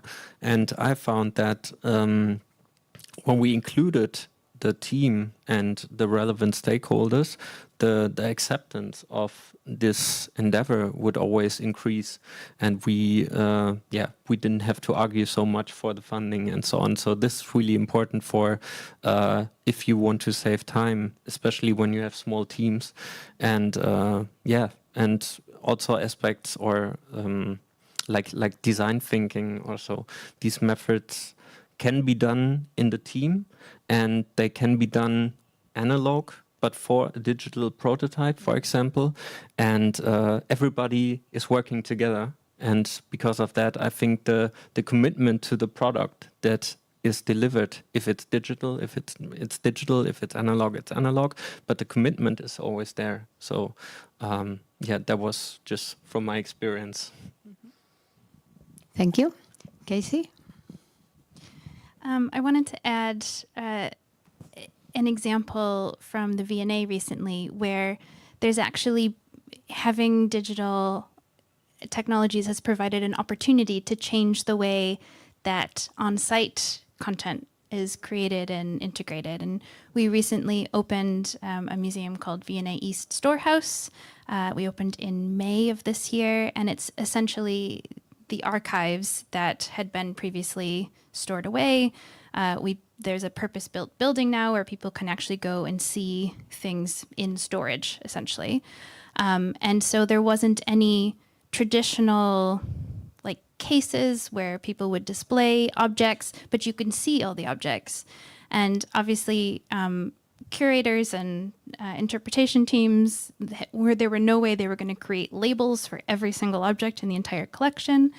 But they saw the opportunity from a digital perspective to be really flexible with the way that they showcased the pieces. And so they actually created on the ends of the aisles are little mini displays that an archivist, if they find something interesting, could just put it there.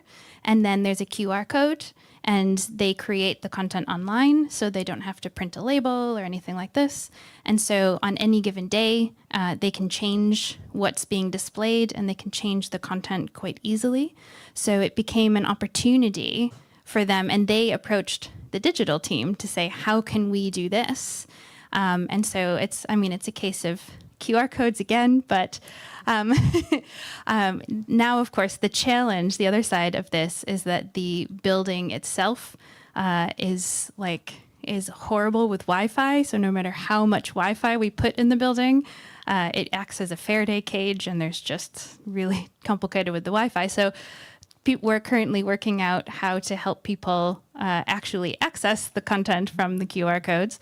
But I think that was a really interesting way to start to think about on-site content differently, because it enabled the archivists and the curators to really get involved and not have to think so long-term, but could just create things. And then we had Kate Middleton, the princess, show up and curate one of the end aisles, and she wrote all of the labels, and we had that up for a week, and then moved on. But so I think there's opportunity as well.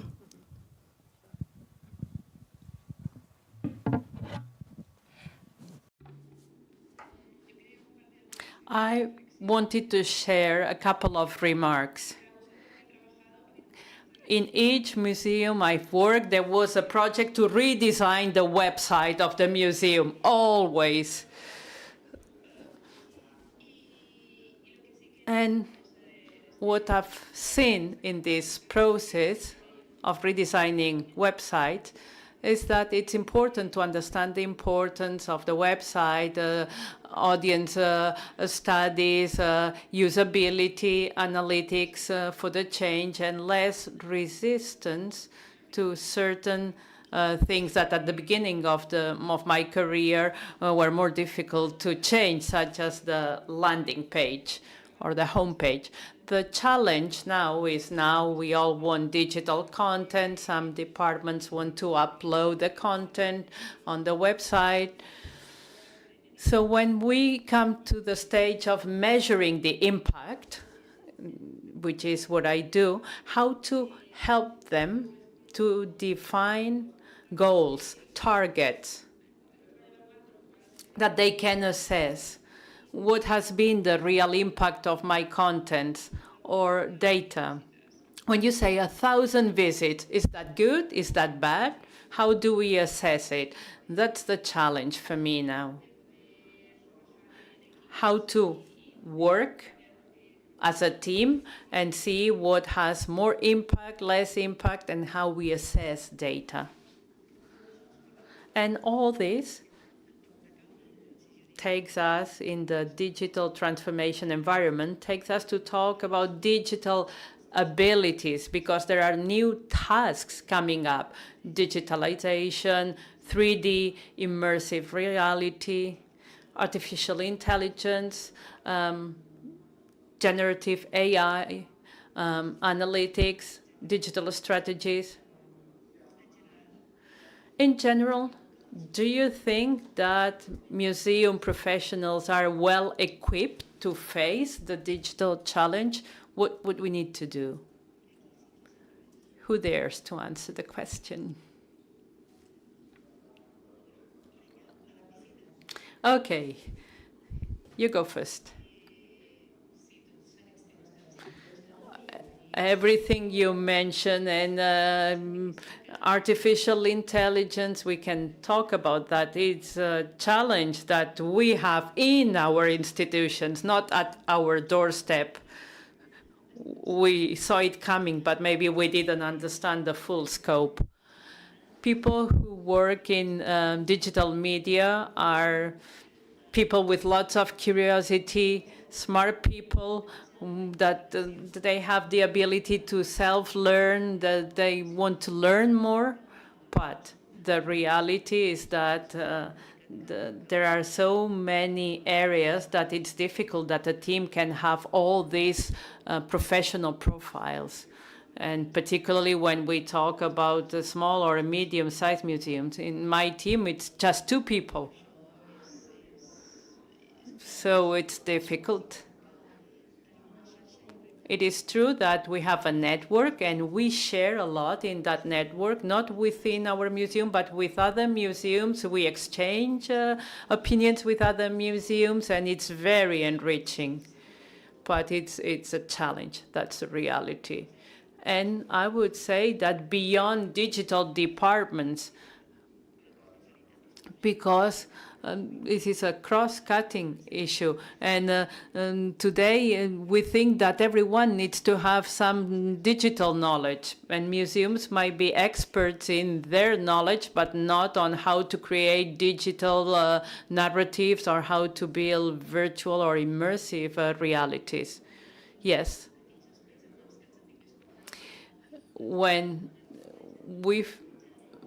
Sometimes when we feel comfortable is what you were saying. We preach, we explain what will be the advantages of a given technological option. But it's many things. We have sometimes big teams and sometimes very specialized teams. And here I would like to say something else. We don't have here the general director anymore, but I would say that there is a lack of training in digital knowledge for a heritage specialist. There is training in 3D, but we would need a more widespread digital training that I think it does not exist here in Catalonia. And I think the public administration could offer, together with universities, this digital training. It is true that the person who wants and who has the energy and the motivation can access to many options of self-training, and many of them are free. But here we're talking about someone who feels motivated or has the time to access to this self-training offer. But I think it would be something good that the public authorities offered this digital training for all museum professionals, and then maybe a more specialized digital training for more specialized workers in museums. I don't know if you can add something, and if not, we're coming to a question I really want to ask. I would like to ask about artificial intelligence, and it's a double-edged question. What's the role of artificial intelligence in the experience of hybrid audiences? Does artificial intelligence improve that experience or makes it worse? What's the role of artificial intelligence in knowing audiences and assessing the impact of the hybrid offer given by museums?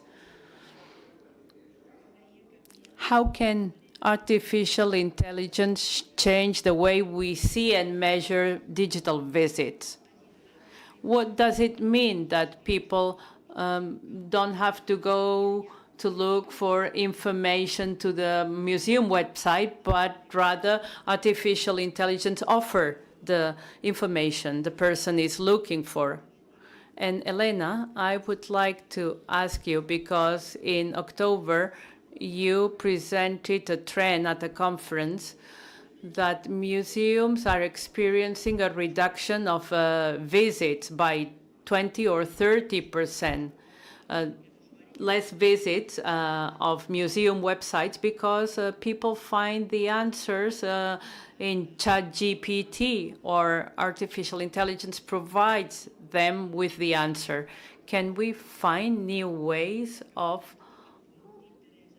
attracting the interest of users that are using external platforms right now or are moving to external platforms? I'm going to start. I recommend to check your digital analytics, because probably the visits to your website will go down or have gone down. We have new tools now that measure, like Google search did it. We have tools that sees how many times you appear mentioned by artificial intelligence. So it's a way of measuring the traffic generated outside our platforms. Because when we write the report for 2025 in a couple of months, it is something that will have to be mentioned, justified, or measured. Another trend we have seen, and we have implemented at the Thyssen Museum, when visitors are on site, what have they used to learn about a painting? Because it's a hybrid visitor. Have they scanned the QR code to access the website? Have they used the audio guide, or have they used ChatGPT or an artificial intelligence device? And we've seen now 6% of visitors do that. You can say, I'm in front of that painting, and I'm going to ask ChatGPT to summarize that long with, and ChatGPT will do it with all the resources available in the internet. So it's very important to understand how visitors look for information, because it's different to use ChatGPT, artificial intelligence, or browsers. So now we are, and that's important for us, how we position our content on Google or in other browsers, apart from ChatGPT.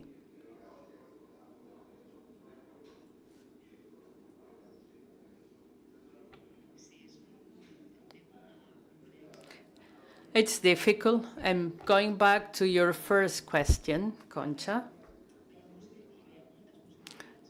there are many possibilities, but there are many risks as well. Artificial intelligence, it's good to personalize the visit, what Elena was saying. But what's the role of museums as content generators? Artificial intelligence is providing with content, and content coming from different sources. And we do not have any project involving artificial intelligence, but we have doubts at an ethical level also that if we wanted to do that, we would be feeding the IA with content created and curated by our museum.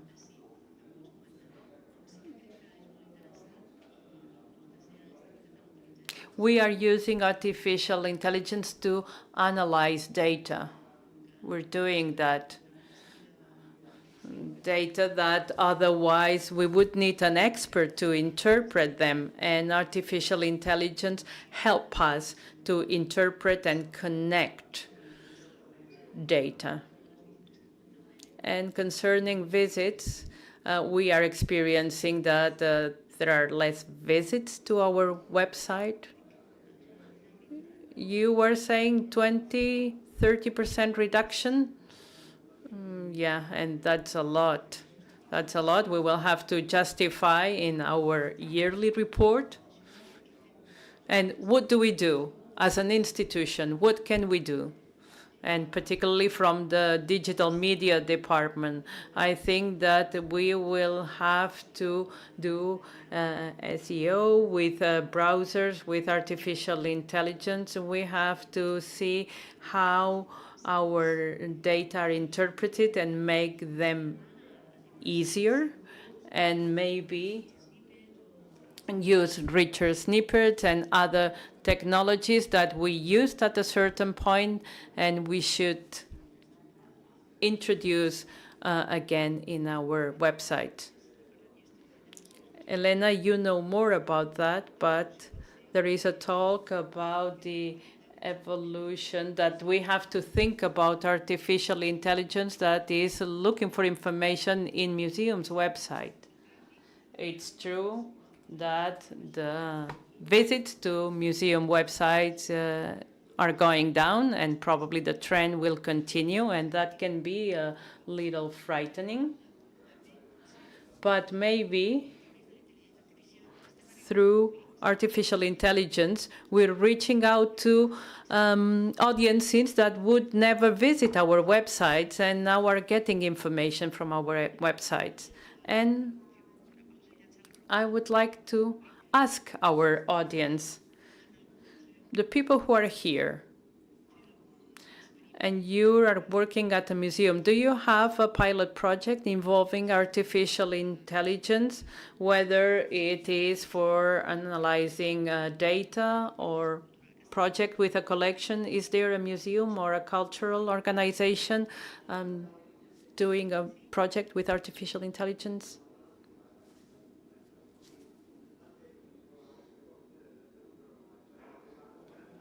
Hello. At the UOC, we have just launched a project called The Voice of UOC. We've done a project with the Asholok community. We have recorded voices from all the all the groups of the university. And when you hear all the voices, it represents like a song representing to all the groups at the UOC University. It's a project that it has taken 2 years. We have worked with Asholot Collective, and Maria Arnal has participated in the last stage of the project. And we presented the project a few days ago. It was very emotional, and that goes with a reflection of the identity of the voice and how we use artificial intelligence as a tool to record these collective voices. It's been a very interesting project. Museum. Is there a museum working on an AI project? Yeah, 1, 2. Hello, my name is Maria Caché from the Catalan Agency of Cultural Heritage, and in the group of museums and gender, we publish a guide on how to implement the feminist approach in museums. And to explain how the guide works, we are using artificial intelligence to show the gender bias that exists when we want to introduce a new object in the museum, and we use the narrative coming from AI for a given historical period. And the image that artificial intelligence gives us when we ask, for instance, give me an image of the Roman society. Well, probably the image given by the IA has a tremendous bias. So we use the image to see how we can use the guide to implement the feminist approach in museums. And little by little, we work on this activity with a cooperative, and it's going to be presented at the annual conference we will organize next year in February at the History Museum, if you're interested. Very interesting. I am interested, and I think there was another museum. Yes. My name is Kim Modenas of the Monument Areas of the Catalan Heritage Department, but I'm talking as a member of the accessibility group. And this is something new. It's a pilot project, small one.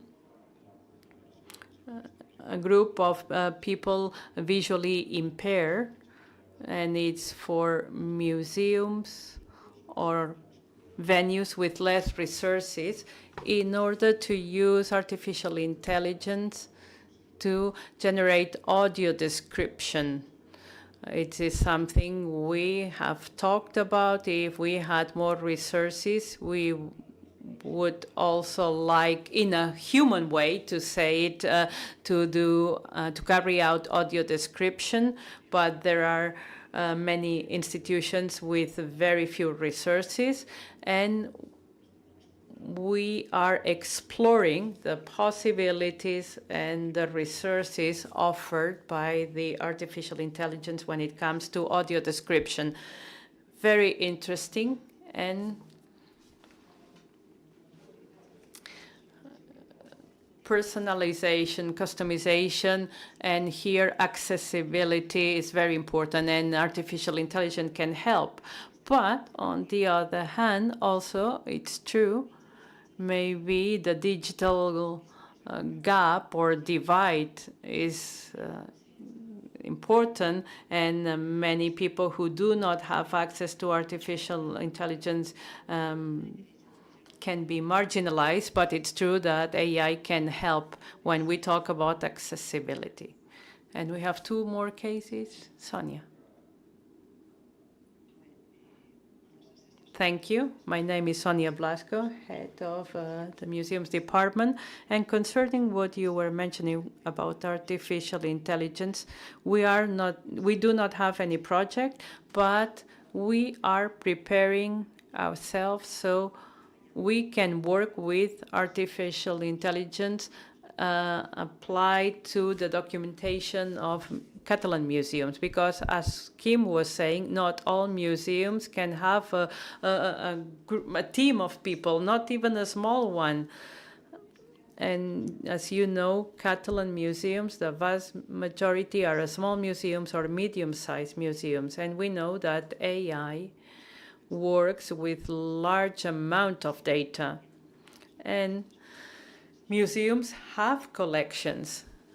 So the documentation, the data, the collection data are very important, and we need to work with them.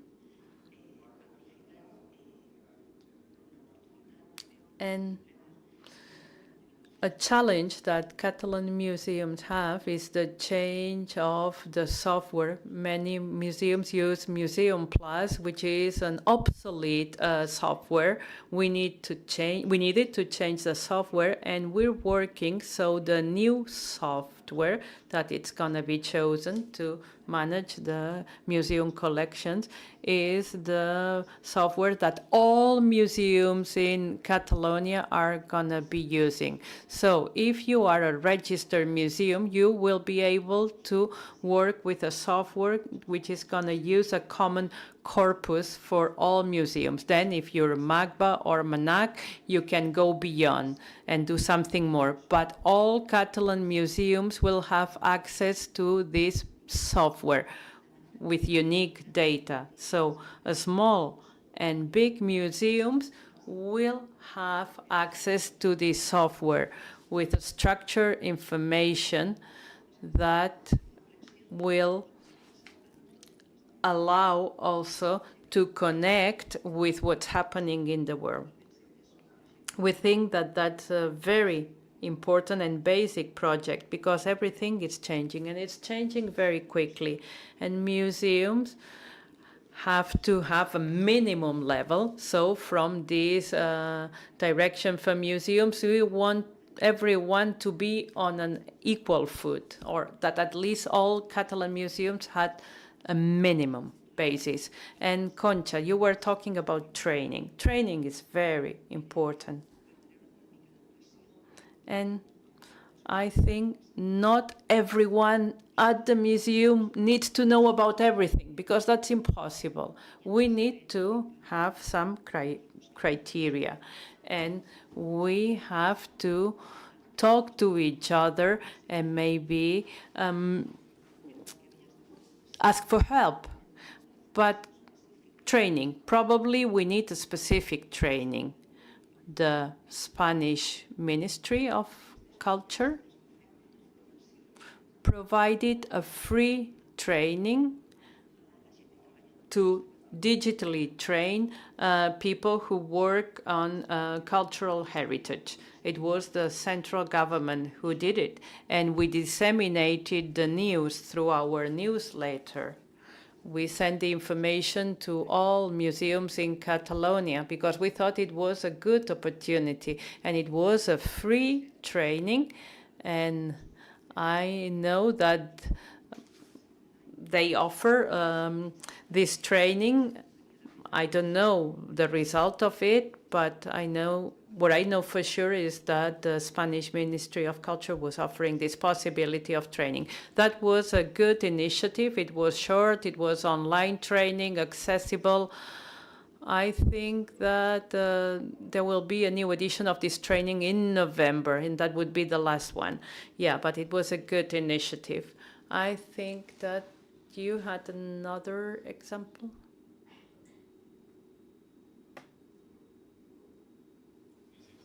Thank you. Good morning. My name is Jordi Medina. I come from the Culture Department. When you asked the question first, it didn't come to mind, but then I remember there are many projects and European funds.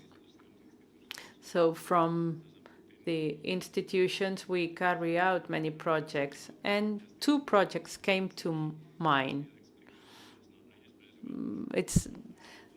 There is a project done with archives, led by the Direction of Archives, and it analyzes data concerning audiences, researchers, and data are gathered concerning museums, collections, and how audiences engage and use of audiences.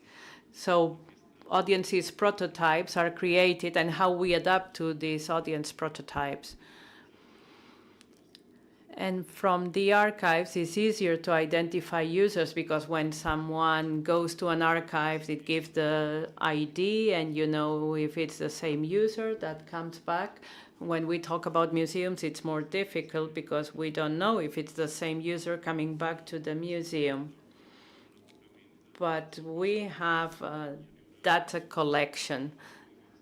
When there are experiments with artificial intelligence, it's always like that. We have the data, let's put it there, as if we were cooking. Put it there and let's see what comes out. And another experience with the research department had to do with the fact that they needed projects to experiment with artificial intelligence, and it was funded by the European Union. And one thing could be audio guides in museums, and that started, evolved quickly in time. And if we started now, maybe the result would be different. But we have to say that the Catalan language is not as evolved as other languages in the world, so the experiment had many flaws. So artificial intelligence, we said create an audio guide for the museum and let's see the result. We didn't want to include all the monuments of the city of Barcelona. We said, let's try to find small venues in the small places. And the result was that when there is no information, artificial intelligence makes up things, gives data that are not right. So we have lots of work to do. What we wanted is that what we saw is that maybe we have to generate the content and the artificial intelligence will be the one to create different audio guides according to different audiences, but we have to generate the content. These are the experiences I wanted to share and say that we have lots of things to do. Thank you so much. And it is true. AI feeds on data. If there is no data, it hallucinates, it makes things up. And you need data that are quality data. And this is where, from a museum, if we feed our contents, then the results you get from AI will be higher quality. Sonia.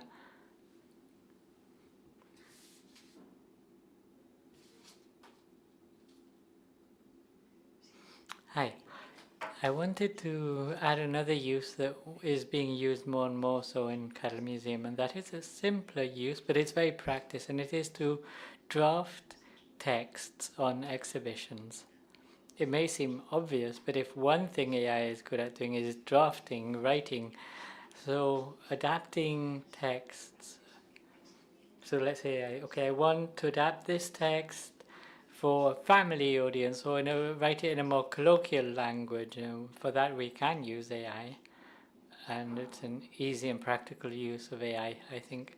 Thank you all very much for your participation, and we'd have like a final round maybe with some concluding remarks from our panelists. So we're talking of future trends and scenarios. Let's look into the future. Which priorities or which lines of action would you say are priority? What would you recommend? What do you think of the phygital museum, the combination of physical and digital? Phygital, how do you see phygital museums in 5 to 10 years? If you dare to take a risk, or if you have any fears or any hopes as how this could be, it'll be the final round of interventions.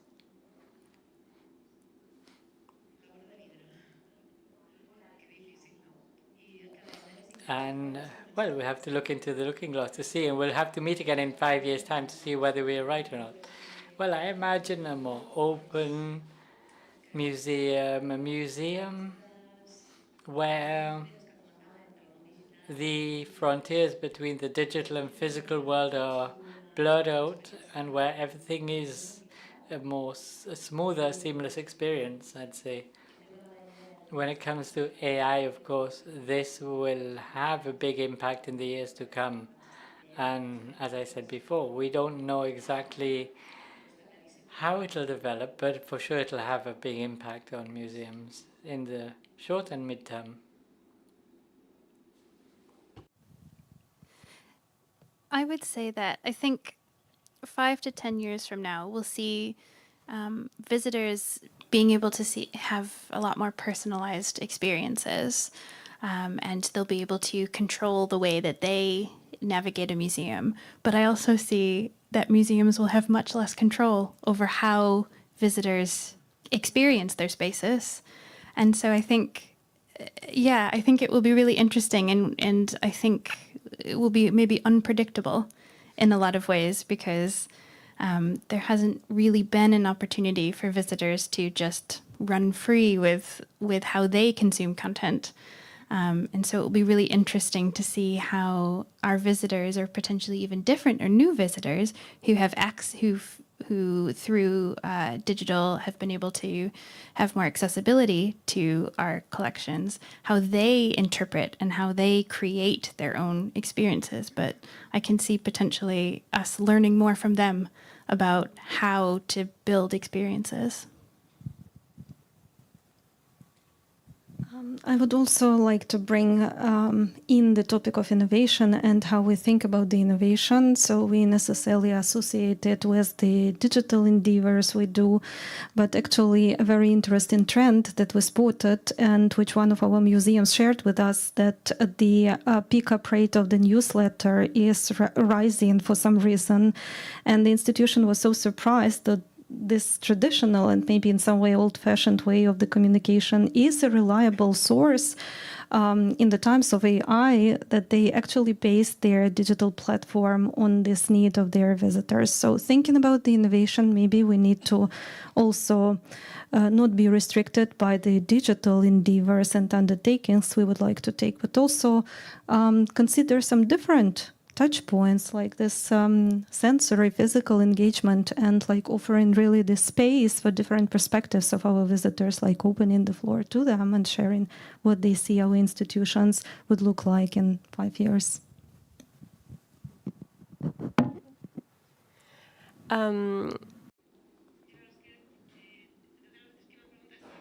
Other times I've been asked this question. Now because of AI, I find it harder to say, but on a more general level, when you look at the statistics of visitors from different museums around the world, since COVID, some museums have recovered the number of visitors from pre-COVID, others haven't, especially when it comes to new audiences and young visitors.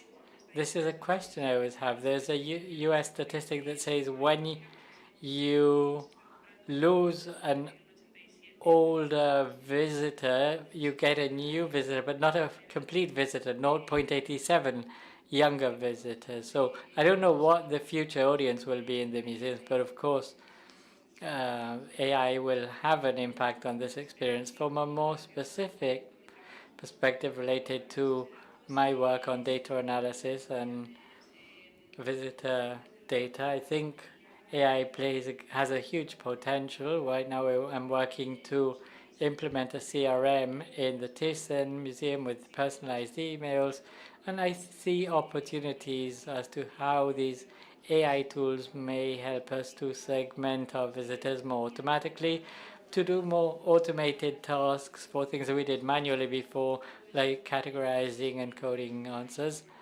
And then tools like Google Analytics, you can go and ask Google Analytics and it can pull out a ready-made analysis. So when it comes to my work, I think AI will have an impact, and it'll make the use of these tools more democratic and make them available to more people in museums beyond those of us working with data specifically.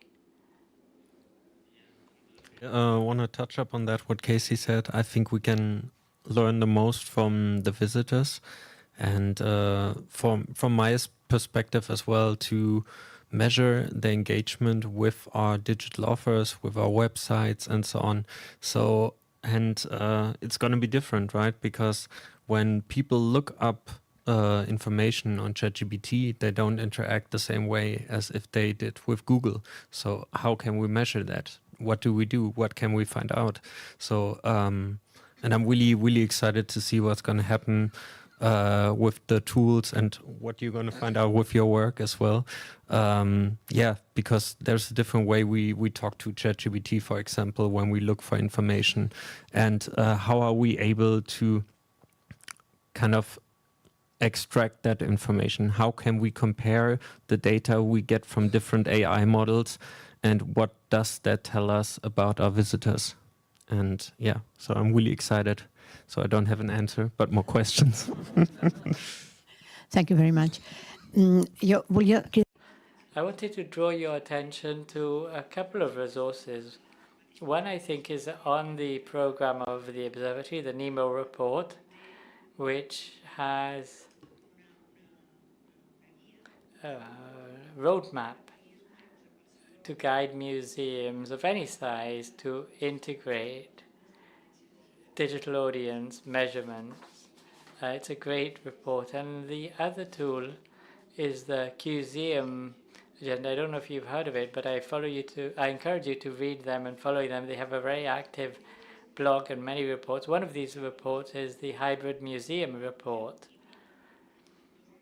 in 2 volumes, which is also very interesting.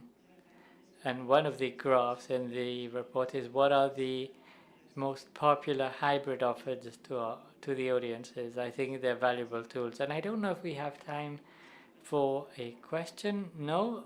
Okay. Well, to wrap up, I am firmly convinced that by combining digital action and in-person action, museums will come out stronger, and hybridizing the programming, the content, the formats, the services, I'd say, will help us to improve the social impact and relevance of museums. Museums are and will become more digital, but in-person visits will continue to play an irreplaceable role. So that's all on our side. Thank you very much to our panelists. Thanks to the observatory, to Magba, and to all of you. You've been a great audience. Thank you.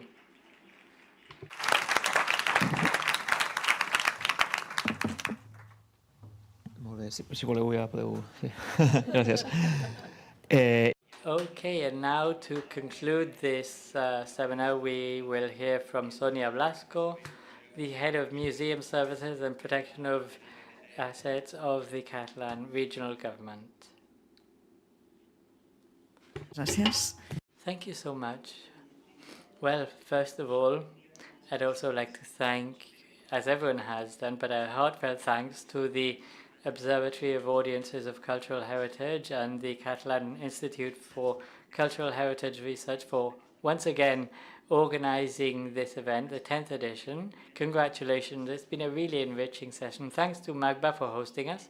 Thanks to all of the speakers for sharing your expertise and experience and your challenges and questions with us.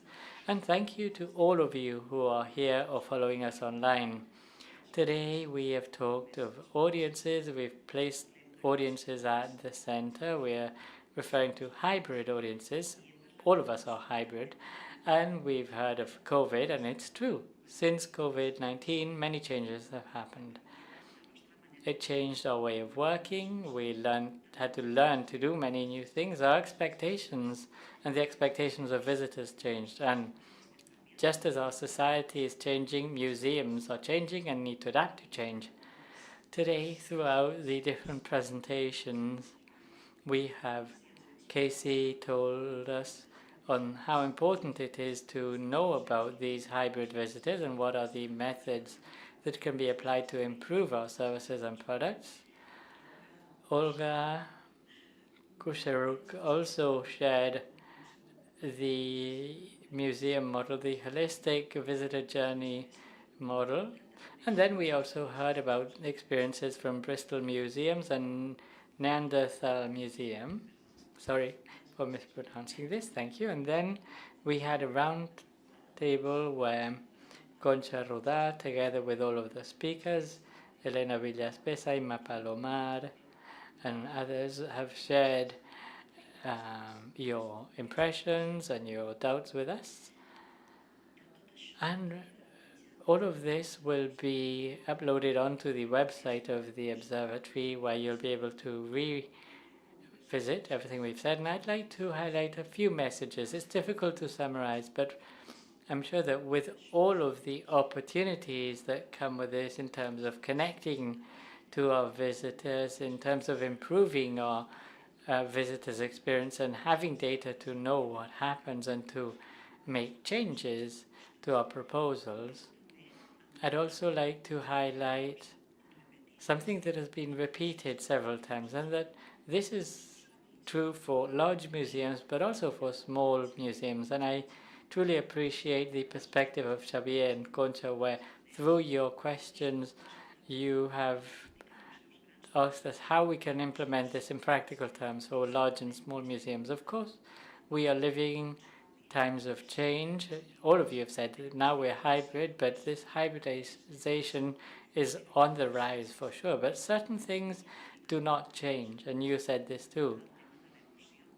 Feelings, emotions, how to connect to our audiences through emotion, the connection with people. We use emotions and surprise. This will always work. Also, the need to listen to others and seeing what our visitors are doing. You were saying we can do many things, but we can also stop and witness what they do and watch what they do while they visit our museums and listen into their conversations.